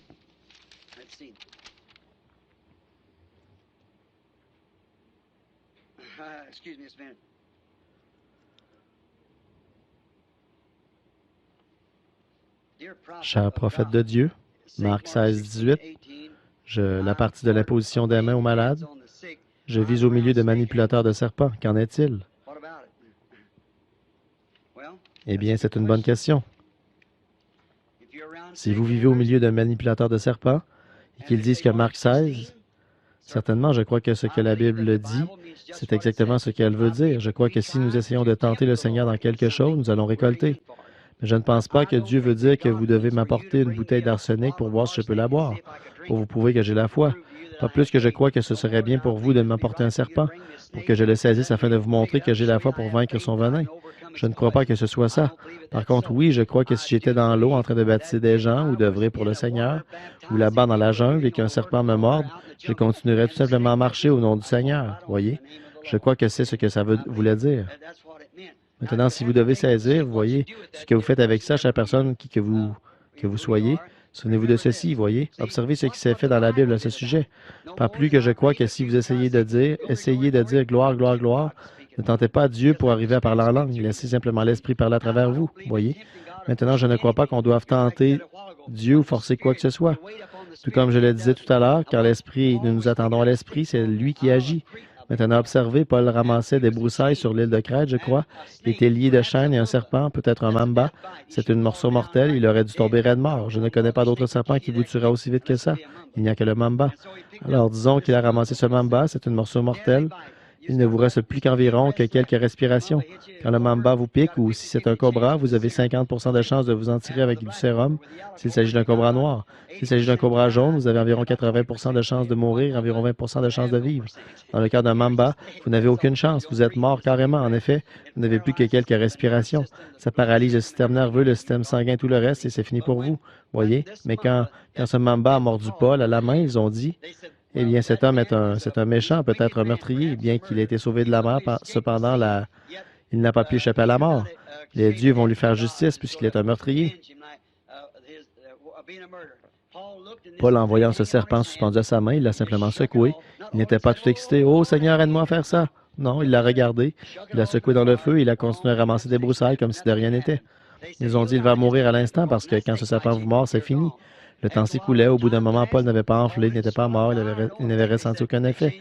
Ils ont dit, ils ont changé d'avis. Ils ont dit, c'est un Dieu qui est descendu sous la forme d'un homme, voyez. Il n'a jamais dit, amenez-moi ce serpent. Mais le serpent l'a mordu. Il n'a jamais tenté Dieu, mais il a eu la foi en Dieu pour vaincre la morsure du serpent. Vous voyez ce que je veux dire? Donc, qui que vous soyez, vous qui êtes parmi des manipulateurs de serpents, or si eux, ils veulent manipuler des serpents, ça les regarde. Ça les regarde. Voyez, moi, je ne vois pas ça du même œil. Bon, vous dites, eh bien, ces gens-là ont la foi. Je ne dis pas qu'ils n'ont pas la foi, ils se brûlent avec un chalumeau à acétylène et des choses du genre. Mais vous voyez, ce ne sont quand même pas des preuves que ce soit de Dieu. J'ai vu des Indiens marcher sur un tapis de feu de 3 pieds, de large et d'environ 40 yards de long, et on attisait le feu avec des feuilles jusqu'à ce que ce soit chauffé à blanc. Ce n'étaient pas des hommes extraordinaires, mais de simples fermiers. Ils enlevaient leurs chaussures, ils prenaient les prêtres les bénissaient en les aspergeant de sang de bouc, et ils prenaient des petits crochets comme des hameçons et ils se plantaient ça dans la peau au-dessus de leur bouche, jusqu'à ce que ce soit vraiment moche, des boules toutes remplies d'eau, semblables à des petites boules de sapin de Noël comme ça, des ornements toutes remplis et ces grands hameçons longs comme ça, qu'ils s'enfonçaient dans la chair. Vous pouvez vous imaginer un peu ce que c'est de les mettre et de les enlever. Ils se tenaient là et marchaient sur ce feu vif en le traversant jusqu'au bout. C'était bien chauffé à blanc, plus que rouge, chauffé à blanc. Ils traversaient tout ce feu, faisaient demi-tour et refaisaient ce chemin à l'envers, sans avoir la moindre brûlure aux pieds. Ils ne croient même pas en notre Dieu. Leur culte, c'est le culte des démons. Voyez, donc, ça ne veut rien dire, ça. Restez simplement éloigné, soyez simplement un chrétien, très gentil, très humble. Menez la vie qu'il faut et Dieu s'occupera du reste. Frère Branham, que vont prêcher les prédicateurs qui ne font pas partie de l'épouse? Ceux qui prêchent en ce moment le Saint-Esprit, le baptême d'eau et le salut, que prêcheront-ils s'ils ne font pas partie de l'épouse? Eh bien, vous savez ce qui va probablement arriver. Je dis ceci maintenant, je ne peux pas le prouver, mais ils vont simplement continuer à prêcher comme ils le font maintenant. Et les gens vont continuer en pensant qu'ils reçoivent le salut, mais l'épouse sera déjà partie. Est-ce bien, selon la parole, de pratiquer le contrôle des naissances? Je vous ai dit que je répondrai à ça en privé. Vous qui avez ces questions, venez me voir en privé.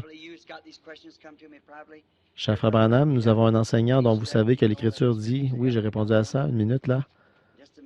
Frère Branham, à un moment donné, nous avons inscrit notre nom sur le registre d'une certaine... Oui, j'ai répondu à ça. C'est pour savoir s'ils ont fait une erreur en retirant leur nom. Qu'est-ce que... Approuveriez-vous le contrôle des naissances?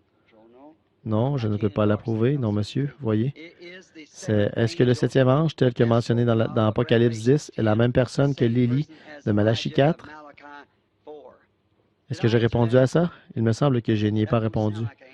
Oui, c'est la même personne. Apocalypse 10 est le message du septième ange qui, le septième ange, messager du septième âge de l'Église, qui est Malachie 4. Est-ce que le contrôle des naissances, j'en ai beaucoup là-dessus, je les ai tout simplement remises derrière, je ne voulais pas répondre à ça. J'aimerais mieux vous voir en privé. Où trouvons-nous que Noé a prêché pendant 120 ans et qu'il a construit l'arche en 120 ans? Est-ce que j'ai répondu à ça? Une génération où le temps alloué sur Terre à l'homme était de 120 ans. Période que Noé a prise pour construire l'arche.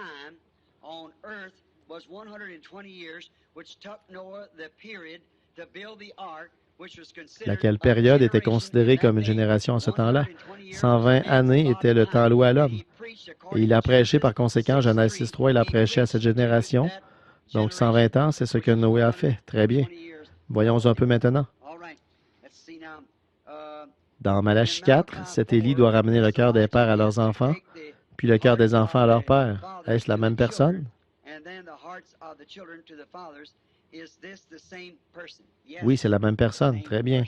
Oh, attendez une minute. Non. Pardon, excusez-moi. Juste, vous voyez comme le Saint-Esprit a saisi ça pour moi? Non, je pensais qu'il était dit que... Voyez, ce dont il s'agissait dans Malachie 3, là, j'envoie mon messager devant ma face, c'était Élie. Dans Malachie 4, voilà qu'il est dit, voici, j'envoie Élie. Dans Malachie 3, il devait amener un messager, envoyé devant la face du Seigneur Jésus, et c'était Jean. Combien comprennent ça? Dans Malachie 4, quand cet Élie vient immédiatement après son message et tout, après c'est la venue du Seigneur et le renouvellement de la terre. Et si vous remarquez, pour le confirmer là, que ce n'est pas la façon dont le Saint-Esprit a écrit cela par ce prophète, il a dit, « Il ramènera d'abord le cœur des pères à leurs enfants. » Voyez, ça, c'était la première venue de Jean. Il a ramené le cœur des pères, des vieux patriarches qui étaient les pères, au message des enfants, qui était la nouvelle génération d'alors, Jésus dans cette génération-là. Ensuite, et une conjonction qui sert à lier ces éléments, le cœur des enfants à leur père, ce qui veut dire que le message d'aujourd'hui ramènera le cœur des enfants de l'âge de l'Église à la fois originelle, de la Pentecôte, du commencement. Donc, ce sera deux différents, c'est le même messager, mais il y a là une distinction entre la première et la seconde venue de Jean, ou du messager, Élie. Mon mari et mon plus jeune fils ne croient pas. Oui, j'ai répondu à ça. Je le sais parce que je vois que la personne a apposé là sa signature. Je me rappelle lui en avoir parlé par la suite. Comment pouvons-nous trouver la volonté du Seigneur? Notre maison, devrions-nous aller habiter à Jeffersonville, dans l'Indiana? Quelqu'un peut-il être chrétien et ne pas aimer les gens de couleur? Dieu ne voudrait pas qu'ils soient traités comme nous parce qu'ils sont noirs?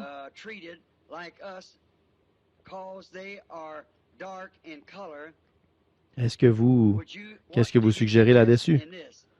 Croyez-vous à l'intégration ou bien à la ségrégation? Je crois à l'intégration. Je crois qu'un homme, quelle que soit sa couleur ou qui qu'il soit, c'est un homme, tout comme moi, j'en suis un. C'est tout à fait exact. Et je crois que si seulement il laissait ces gens de couleur tranquille et que ces communistes n'étaient pas allés là-bas pour les inspirer, or les vrais, les authentiques gens de couleur, il y a parmi ces gens-là un groupe d'authentiques saints nés de nouveau, remplis de piété. Mais certainement, le fait que ma peau soit blanche et que la leur soit noire, pour moi, ça ne compte pas, ça. Il est mon frère s'il est en Christ. Voilà pourquoi je ne suis pas d'accord avec le message africaner. Eux ne croyaient même pas que ces gens-là avaient une âme. C'est pour ça que j'ai été mal vu là-bas. J'ai dit, cet homme-là est un homme autant que moi, j'en suis un. Il a droit au même privilège que moi. Sa peau, ça ne change rien, ça, pour moi, ni pour tout homme qui est né de nouveau de l'Esprit de Dieu. Mais j'ai dit, s'ils avaient laissé ces gens de couleur tranquille, ils n'auraient jamais été inspirés comme ça. Et je le dirai du haut de cette chair, nous avons beaucoup de gens de couleur qui viennent ici. Je ne pense pas qu'il y en ait ici ce soir, mais nous avons beaucoup de gens de couleur qui viennent ici à cette église. Frères, ils sont les bienvenus autant que n'importe qui d'autre. Ce sont mes frères et mes sœurs. Et il y a parmi les gens de couleur quelques-uns des gens les meilleurs que j'ai jamais rencontrés de ma vie. Et parmi eux aussi, il y a des renégats, tout comme parmi les gens de race blanche, ou de race jaune, ou de race brune. Oh oui. Par contre, je ne suis pas pour les mariages mixtes. Je crois qu'un homme blanc ne devrait pas se marier avec une jeune fille de couleur, ni une jeune fille de couleur se marier avec un homme blanc, ni une personne de race jaune se marier avec une personne de couleur. avec une personne de race blanche ou je crois que les bruns, les noirs, les blancs, les différentes races de gens, c'est comme un jardin de fleurs pour Dieu. Je ne crois pas qu'ils devraient être croisés. Je crois que c'est comme ça que Dieu les a faits et je crois que c'est comme ça qu'ils devraient rester. Qu'est-ce que, pour moi, c'est un non-sens de voir une jeune fille de couleur vraiment jolie, intelligente, une belle fille, aussi jolie que n'importe quelle femme qu'on voudrait voir. Pourquoi est-ce qu'elle voudrait se marier avec un homme blanc et avoir des enfants mulâtres? Pourquoi est-ce qu'une jeune fille intelligente, une jeune fille de couleur voudrait faire une chose pareille? C'est parce que quelque chose, c'est communiste. Et comment se fait-il qu'un homme bien, un homme de couleur veuille se marier avec une femme blanche et avoir des enfants mulâtres? Je ne crois pas que je crois que nous devrions rester tels que nous sommes. Nous sommes des serviteurs de Christ et Dieu m'en fait. S'il m'avait fait de couleur noire, je serais heureux d'être un homme de race noire au service de Dieu. S'il m'avait fait jaune, je serais un homme de race jaune heureux au service de Dieu, au service de Christ. S'il m'a fait blanche, un homme de race blanche heureux au service de Christ. S'il m'avait fait brun ou rouge, un Indien, ou quoi que ce soit, je resterais de la même couleur. Ce serait moi. Je veux être comme mon Créateur m'a fait. Là-bas, ce jour-là, à Shreveport, quand ce soulèvement s'est produit, et qu'il y avait là tous ces jeunes gens de couleur inspirés par le communisme, je vous l'ai dit ici de cette chaire, jamais personne n'a causé un aussi grand déshonneur aux gens de couleur que Martin Luther King. C'est vrai, cet homme va conduire des milliers d'entre eux à un massacre, c'est vrai. C'est inspiré par le communisme. Je vais vous prouver ce que j'avance. J'avais dit ça il y a environ 2 ans. Regardez ce qui est en train de se produire en ce moment. Ils ont dit qu'ils luttaient pour l'intégration et quand la loi leur a accordé l'intégration, et vous qui n'êtes pas pour l'intégration, vous devriez avoir honte. Notre nation permet l'intégration et nous devrions faire ce que le grand patron dit de faire. C'est tout à fait exact. Et maintenant, vous dites de ne pas entrer dans certains endroits et ainsi de suite, ou dans certains magasins, ou de devoir s'asseoir à l'arrière de l'autobus et tout ça. Non, monsieur. La loi dit qu'ils sont pareils à nous. Donc, nous sommes pareils à eux. Donc, agissons en conséquence. Montrons-le par notre manière d'être. Et c'est exactement ce que croient tous ceux qui sont véritablement nés de nouveau. C'est ça, je crois, qu'il y a dans leur cœur. Je n'ai jamais eu autant de compassion pour des gens comme j'en ai pour ces pauvres gens de l'Afrique à cause de la façon dont ils ont été traités. Et je ne crois pas à ce genre de choses-là. Je suis du Sud, je suis né là-bas, de l'autre côté de la rivière, mais je suis comme Abraham Lincoln, je suis venu ici parce que je crois que les hommes sont nés égaux. C'est vrai, je ne crois pas qu'on doive séparer les gens et ce genre de choses-là, alors que ces gens, baptisés du Saint-Esprit et tout. Mais regardez, c'est vrai, ces authentiques gens de couleur qui sont des chrétiens et de nouveau, ce n'est pas eux qui causent tous ces ennuis. Vous voulez les condamner pour ça, mais que dire de certains de nos jeunes renégats de race blanche? Voyez, maintenant ce qui est bon pour l'un l'est aussi pour l'autre. Voyons donc, nos jeunes de race blanche causent 2 fois plus d'ennuis qu'eux. C'est tout à fait exact. Où est-ce que ça se passe? Dans nos universités et établissements de ce genre. Quelques-uns de nos gens les plus instruits sont à l'origine de ces choses, voyez? Eh bien, qu'est-ce que c'est? Maintenant, pour vous montrer que c'est le communisme et non pas ces gens de couleur, c'est toujours de cette façon-là que le communisme s'est introduit pour prendre le contrôle. Ils font ça dans chaque nation. C'est comme ça qu'ils s'y prennent. Ils vous amènent à vous battre les uns contre les autres, une révolution, puis ils s'emparent du pouvoir sans qu'il y ait un seul coup de feu. Ils ne veulent pas faire sauter ce pays, ils le veulent pour eux. Ils peuvent s'y infiltrer et maintenant ils ont vu une circonstance qui s'y prêtait bien et ils savent ce qu'a été la vieille révolution, alors ils ont eu l'idée de commencer une autre révolution. Pour vous prouver ce que j'avance est bien évident, après qu'ils ont eu l'intégration, maintenant ils l'ont par des moyens légaux, légalement. Maintenant, ils causent plus d'ennuis qu'ils en ont causé au départ. Voyez, ça montre que c'est le communisme et non pas ces précieuses âmes qui sont nées de l'Esprit de Dieu. Qui sont nées de l'Esprit de Dieu. Est-ce que nous pouvons encore brûler d'ardeur et prêcher l'Évangile ou est-ce que ce temps est terminé? Non, continuez à prêcher de toutes vos forces, frère, ne lâchez pas. Je vous donne mon appui. Frère Branham, quand vous avez prophétisé de ne pas manger d'œufs, de ne pas vivre dans la vallée, était-ce une prophétie juste pour vous ou pour l'Assemblée? Très bien.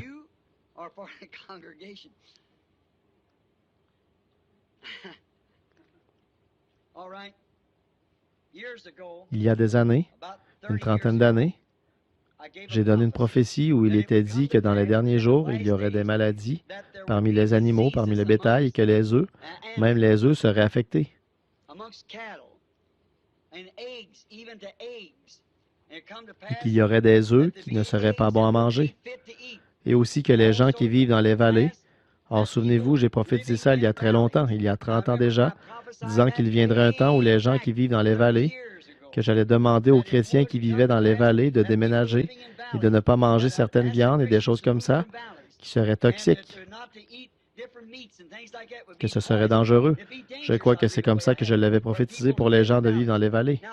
Or, ça, c'était avant qu'il y ait des retombées radioactives ou qu'on sache quoi que ce soit au sujet des retombées radioactives. Mais c'était le Saint-Esprit qui m'avertissait. Et aujourd'hui, même notre bétail, vous voyez qu'on en a retiré du marché, il est vaporisé de DDT, ce qui a introduit quelque chose dans les vaches. Remarquez encore toute cette affaire d'hybridation et toutes ces choses qu'ils font.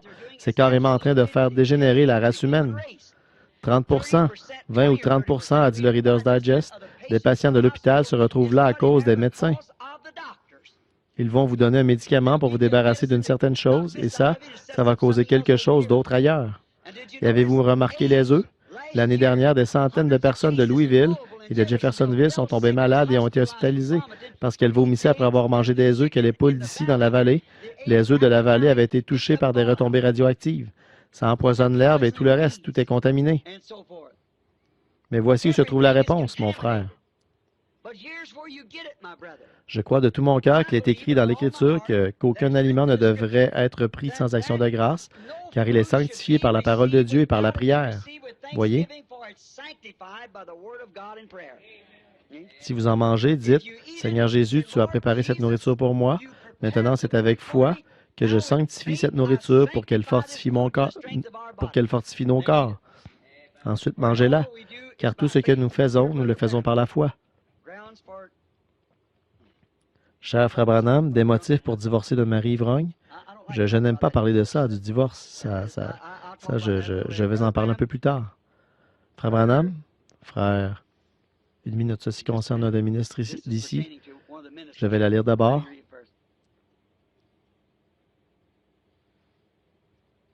Une minute.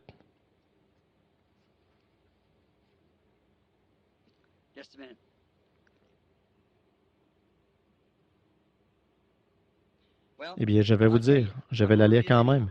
Frère Branham, Frère Neville m'a dit par prophétie que, ainsi dit le Seigneur, je recevrai le Saint-Esprit. Alors qu'il m'a dit avec cette assurance que je recevrai le Saint-Esprit, je n'ai pas encore reçu le Saint-Esprit. Devrais-je continuer? Mais bien sûr, faites ça. Continuez à croire. Remarquez, j'étais chez Frère Wood hier au moment où on a reçu un appel téléphonique d'un homme qui est dans un fauteuil roulant, qui était venu ici avec un fardeau pour un frère ou pour quelqu'un qui était alcoolique, qui avait été chez les alcooliques anonymes, qui avait reçu des piqûres à l'hôpital et tout. Et Frère Neville, soit par un parlant en langue ou autre, il a donné une prophétie à cette personne. Il a donné la prophétie qu'il arriverait quelque chose de bien à cet homme dans les quelques jours qui allaient suivre, ou quelque chose comme ça. Et l'homme a téléphoné pour dire que cet homme, depuis 68 jours maintenant, qu'il a quitté l'hôpital, il n'a pas pris un seul verre, ni aucun médicament pour l'empêcher de boire, ni rien. Et la chose que Frère Neville avait dite par prophétie s'est accomplie. Loué soit l'Éternel. Nous croyons que notre frère est un homme de Dieu. Cher Frère Branham, maintenant attendez, je vais m'arrêter là une petite minute. Or, c'est ça que j'essaie de dire aux gens. Frère Neville croit le même message que moi. Je crois. Frère Capps, Frère Beeler, Frère Ruddle, tous ces frères ici croient le même message que moi. Je crois. Ils le prêchent comme moi. Et si vous le voulez, que vous le voulez vraiment, que vous avez l'intention de déménager, que vous allez prendre votre retraite ou quelque chose et que vous voulez venir pour la parole, venez ici, venez au tabernacle. C'est là que vous l'entendez. Ce sont des hommes saints. Ce sont des hommes qui ont le même Saint-Esprit que vous et moi. Ils tirent leur enseignement de la même Bible et ils enseignent le même message. Cher Frère Branham, ceux qui parlent en langue sont-ils le reste? Oui, j'ai répondu à ça. Oui, j'ai répondu à ça. Naître en parlant en langue. Frère Branham, votre prédication sur le baptême du Saint-Esprit, est-ce que le baptême au nom de Jésus... Oui, j'ai répondu à ça. Voyons un peu. Frère Branham, la Bible nous dit qu'une femme doit obéir à son mari. Je suis une chrétienne et mon mari est un pécheur. Il fait tout ce qu'il peut pour me persécuter et pour m'empêcher d'aller à l'Église et de lire ma Bible. Et il nie la parole. Que dois-je faire?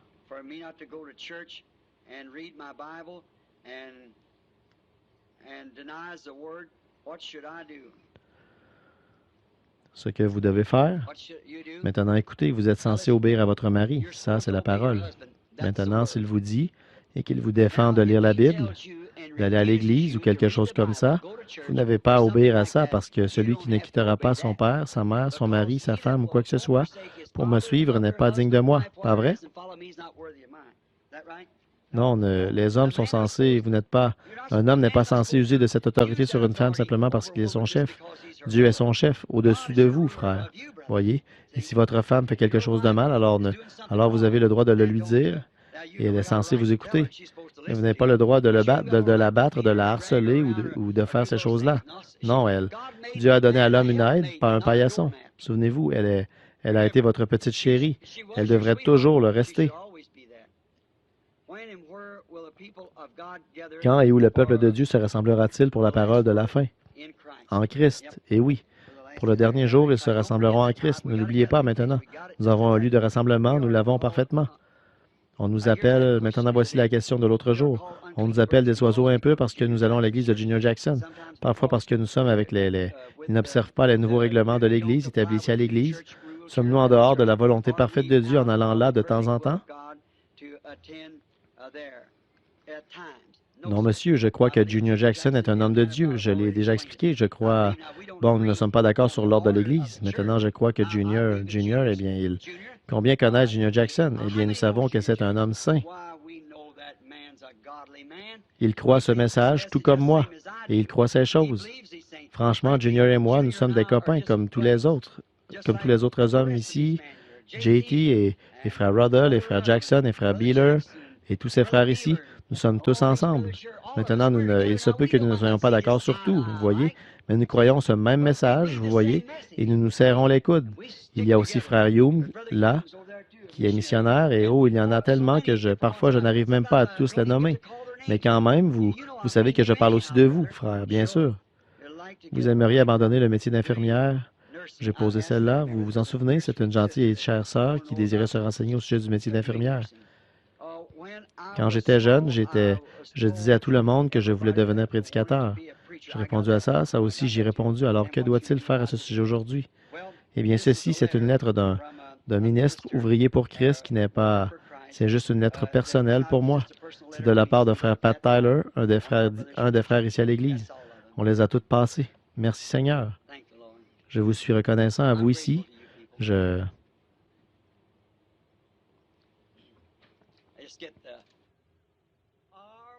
Nous ne sommes qu'un, dans la joie et les pleurs.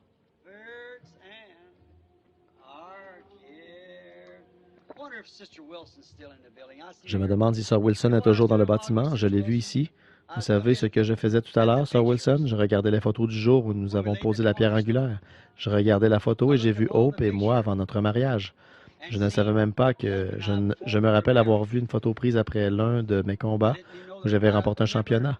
Je regardais ma photo l'autre soir, prise du temps où j'étais garde-chasse ici dans l'État d'Indiana. Et je pense à l'Église. Vous savez, je pense qu'il ne reste ici ce soir peut-être pas plus d'une personne de ce groupe. Combien sont ici de ceux qui y étaient à l'époque où nous avons posé la pierre angulaire, là au commencement? Levez la main. Mon frère et Sir Wilson, je veux vous demander quelque chose à tous les deux. Vous souvenez-vous comment nous avons tous commencé? Vous souvenez-vous du vieux sol quand il était plein de boue? Nous avons de vieilles fenêtres qui branlaient. Nous avions 80 cents pour démarrer ça. C'était plein de mauvaises herbes et tout ceci, c'était comme de la forêt ici derrière nous quand nous l'avons construit, le tabernacle. Regardez tous ceux d'entre nous qui ont fait leurs vœux et qui ont défilé ici devant l'autel. Nous les avons vus venir et partir l'un après l'autre. Avez-vous remarqué ceux qui sont restés avec le message, comment ils sont partis? Maintenant, pensez à ceux qui ont abandonné le message, comment eux sont partis. Pensez-y. Nous voici ce soir après tout ce groupe-là qui était 3 fois plus nombreux que ce que nous avons maintenant ici, même à nos réunions où il y a le plus de monde. Pensez-y alors que des autobus scolaires étaient parqués partout dans le voisinage et d'un bout à l'autre de ce terrain venant de partout. Et on installait même des tentes pour le surplus de gens. Et encore là, on n'arrivait pas à placer tous les gens qui se rassemblaient ici. Je n'étais qu'un jeune prédicateur. Voyez, et de ces milliers de gens que nous avons eus, nous ne sommes plus que 3 ici ce soir. Je me souviens de Sir Wilson quand on m'avait appelé à son chevet, alors qu'elle se mourait de la tuberculose, elle faisait une hémorragie, au point que les draps et les têtes d'oreiller avaient été déposés dans le coin, imbibés de sang. Je me souviens que le Saint-Esprit a arrêté le sang. Quelques jours plus tard, je l'ai baptisé dans la rivière Ohio, dans l'eau glacée, au nom de Jésus-Christ. et je l'ai fait asseoir à l'arrière de ma décapotable, un vieux roadster, et je l'ai conduite d'Utica. C'est bien ça, n'est-ce pas?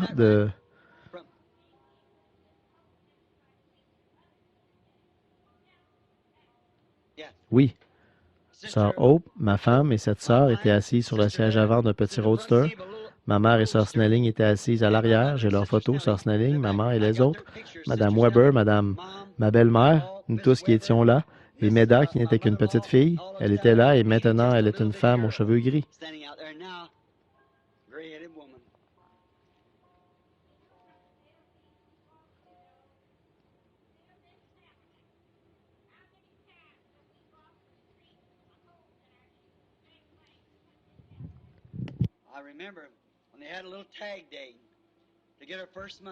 Je me souviens quand ils ont fait une journée de vente d'insignes pour ramasser nos premiers sous, et je me souviens que Hope s'était placée au coin de la rue. Elle n'était qu'une jeune fille d'environ 16 ans. Elle vendait comme ceci en tendant un insigne aux gens. Elle leur donnait un insigne. On pouvait mettre un ivrogne. Un ivrogne a descendu la rue. Il a dit « Pardon, mademoiselle? » Il a dit « Qu'est-ce que vous vendez? » Elle a dit « Rien. » Alors je vous donne cet insigne. Elle a dit « Il s'agit d'un don pour l'Église. Si vous désirez mettre quelque chose là-dedans comme don, nous essayons de ramasser assez d'argent pour construire un tabernacle dans la ville. » Elle a dit « Si vous voulez mettre quelque chose, vous pouvez, mais si... » Il a dit « Je n'ai rien. » Elle a dit « Prenez un insigne quand même. » Il l'a pris, il l'a regardé. D'un côté, ça disait « Où passerez-vous l'éternité? » Et de l'autre côté, il y avait un point d'interrogation. « Où passerez-vous l'éternité? » Une question. Il est revenu en titubant, il regardait ça, il a dit « Mademoiselle, vous posez là une sérieuse question. » Elle a dit « Mais cette question doit être réglée. » C'est vrai. Elle est partie, elle est de l'autre côté du rideau ce soir. Je me souviens des dernières paroles qu'elle a prononcées. Je me souviens de ce que moi, je lui ai dit. Je m'en souviens. Oui, monsieur. Beaucoup d'eau a coulé sous les ponts depuis.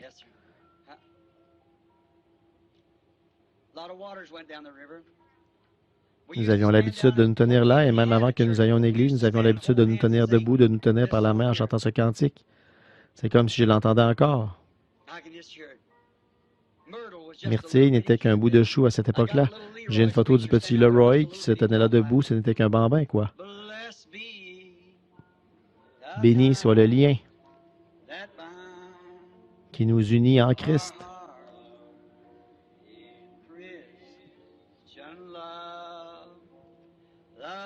Le saint amour, l'amour divin.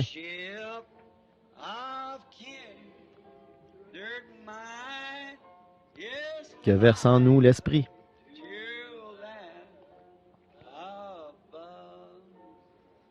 Pendant que nous chantons ça, beaucoup d'entre eux sont là-bas, ils attendent sa venue. Nous nous séparons. Cela nous remplit de tristesse. Vous aimez-vous les uns les autres à ce point-là? Mais nos cœurs seront toujours unis dans l'espoir de nous revoir.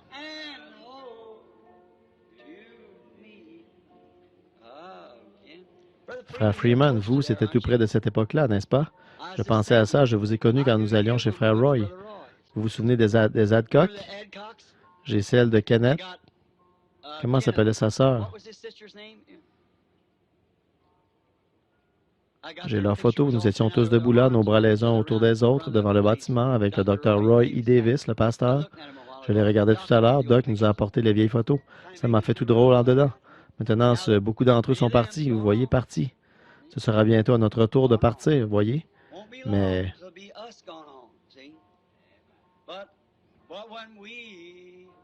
quand nous nous séparons, cela nous remplit de tristesse.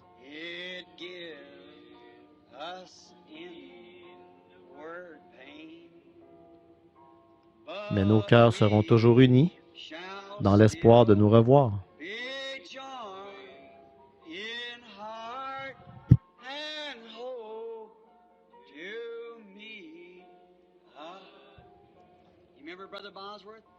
Vous vous souvenez? Vous souvenez-vous de Frère Bosworth? Juste avant qu'il traverse de l'autre côté, il s'est levé dans la chambre, il s'est mis à marcher, il a serré la main de son père, de sa mère et de ses convertis à Christ. 40 ans. Ils étaient morts depuis 40 ou 50 ans. Il les a vus qui se tenaient là dans la chambre et il essayait d'amener tout le monde à les voir aussi. Qu'est-ce que c'était? Ce vieil homme était en train d'entrer dans ce pays où je me suis trouvé le matin où j'ai eu cette vision. C'est vrai, je les ai vus là-bas. Ils étaient redevenus jeunes. Nos cœurs sont toujours unis. Nous espérons nous revoir. C'est vrai. Que Dieu vous bénisse. Je viens de regarder au fond de la salle, je parlais de mes amis de couleur et j'aperçois frères et sœurs Nash qui sont assis là-bas. Je ne savais pas que vous étiez là. Je viens juste de regarder au fond, ils sont tout au fond. Et cet autre frère qui est assis ici. Est-ce le frère qui me manifeste à haute voix son appréciation là-bas au fond de temps en temps qui est assis ici? Son nom m'échappe. Frère Wood m'a dit qu'il causait avec lui et qu'il lui a dit, vous savez quoi, quand l'esprit me saisit, il faut que je crie « Hey !» Il a dit, j'espère que je ne dérange pas. Quand vous ne criez pas « Hey !», c'est moi que ça dérange. Que Dieu vous bénisse, je vous aime, frères et sœurs. C'est vrai. Frère Nash, sœur Nash, vous savez que je vous aime. Oui, monsieur. Vous êtes mon frère et ma sœur en Jésus-Christ. De chers et tendres amis, et s'il y a quelqu'un d'autre, s'il y en a quelques-uns que je n'ai pas vus, sachez que ces portes ici vous sont ouvertes. Les portes du ciel s'ouvriront aussi.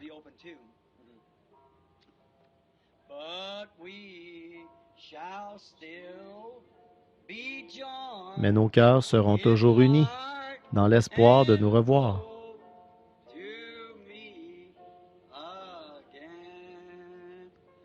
Ma foi regarde à toi maintenant, chantons-le. Chantons encore une fois, c'est maintenant l'heure de rentrer à la maison.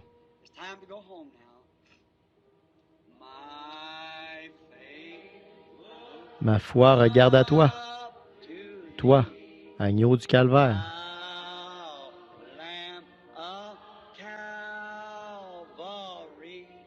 Ô Sauveur divin.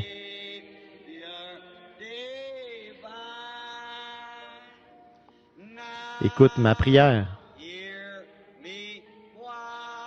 Efface mon péché.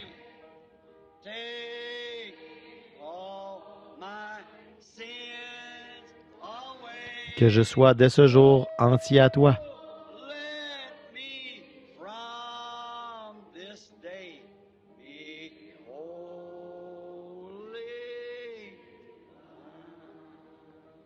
Essayons encore, Saint, Saint, là, d'accord? Donnez-nous la note, sœur. Oh, le connaissez-vous?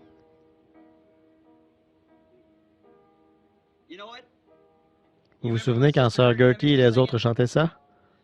Le jour s'éteint à l'ouest, le ciel a béni la terre est bénie. Comme j'aime le coucher du soleil du soir, quand il descend, que les oiseaux lancent leur dernier appel. Et c'est ce qui doit arriver à chacun de nous.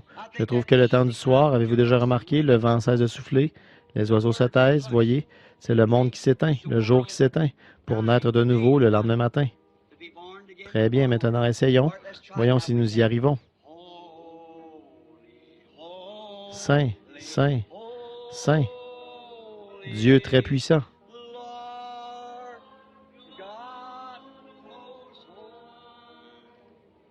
Lee, monte ici une minute. Je crois que je ne le connais pas sur cette air-là. Je vais essayer sans musique, voyez. Voyons si nous pouvons y arriver. Maintenant, je sais, il se peut que je ne le chante pas comme il faut. Voyez, aidez-moi, là, chacun de vous maintenant. Saint, Saint, Saint.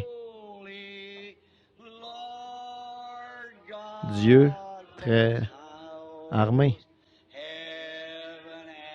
Le ciel et la terre entière sont remplis de tes louanges.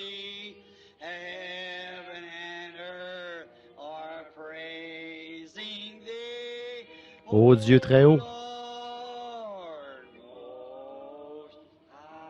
Aimez-vous ça? Ça ne vous fait pas quelque chose, ça? Essayons encore. Saint, Saint, Saint. Dieu très haut.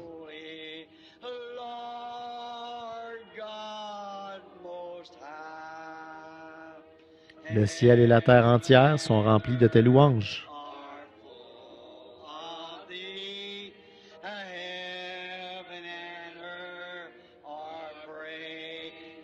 Ô Dieu très haut.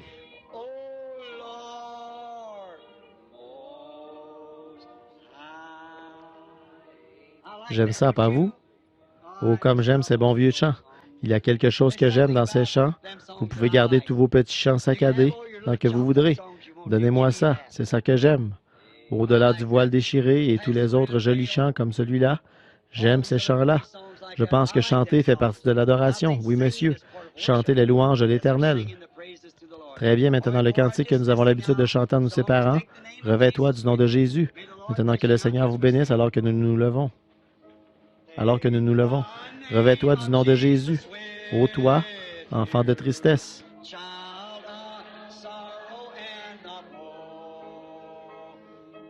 Il va te procurer la joie.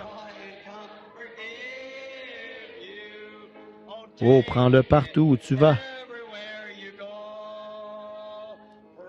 Précieux nom. Nom si doux. Espoir de la terre, joie du ciel. Précieux nom. Nom si doux. Espoir de la terre, joie du ciel. Maintenant, voici le couplet que j'aime et c'est un avertissement pour chacun de vous, là. Qu'est-ce qu'il faut faire? Revêt-toi du nom de Jésus comme d'un bouclier puissant.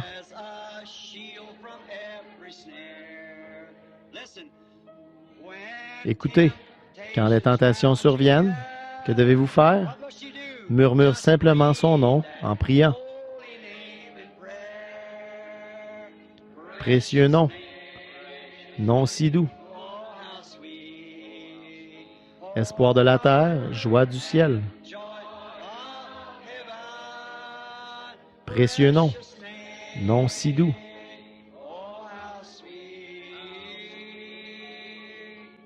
Espoir de la terre, joie du ciel. Maintenant, inclinons la tête jusqu'à ce que nous nous revoyions.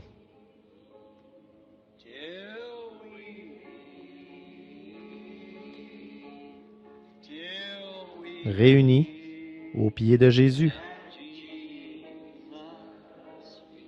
jusqu'à ce que nous nous revoyions, jusqu'à ce que nous...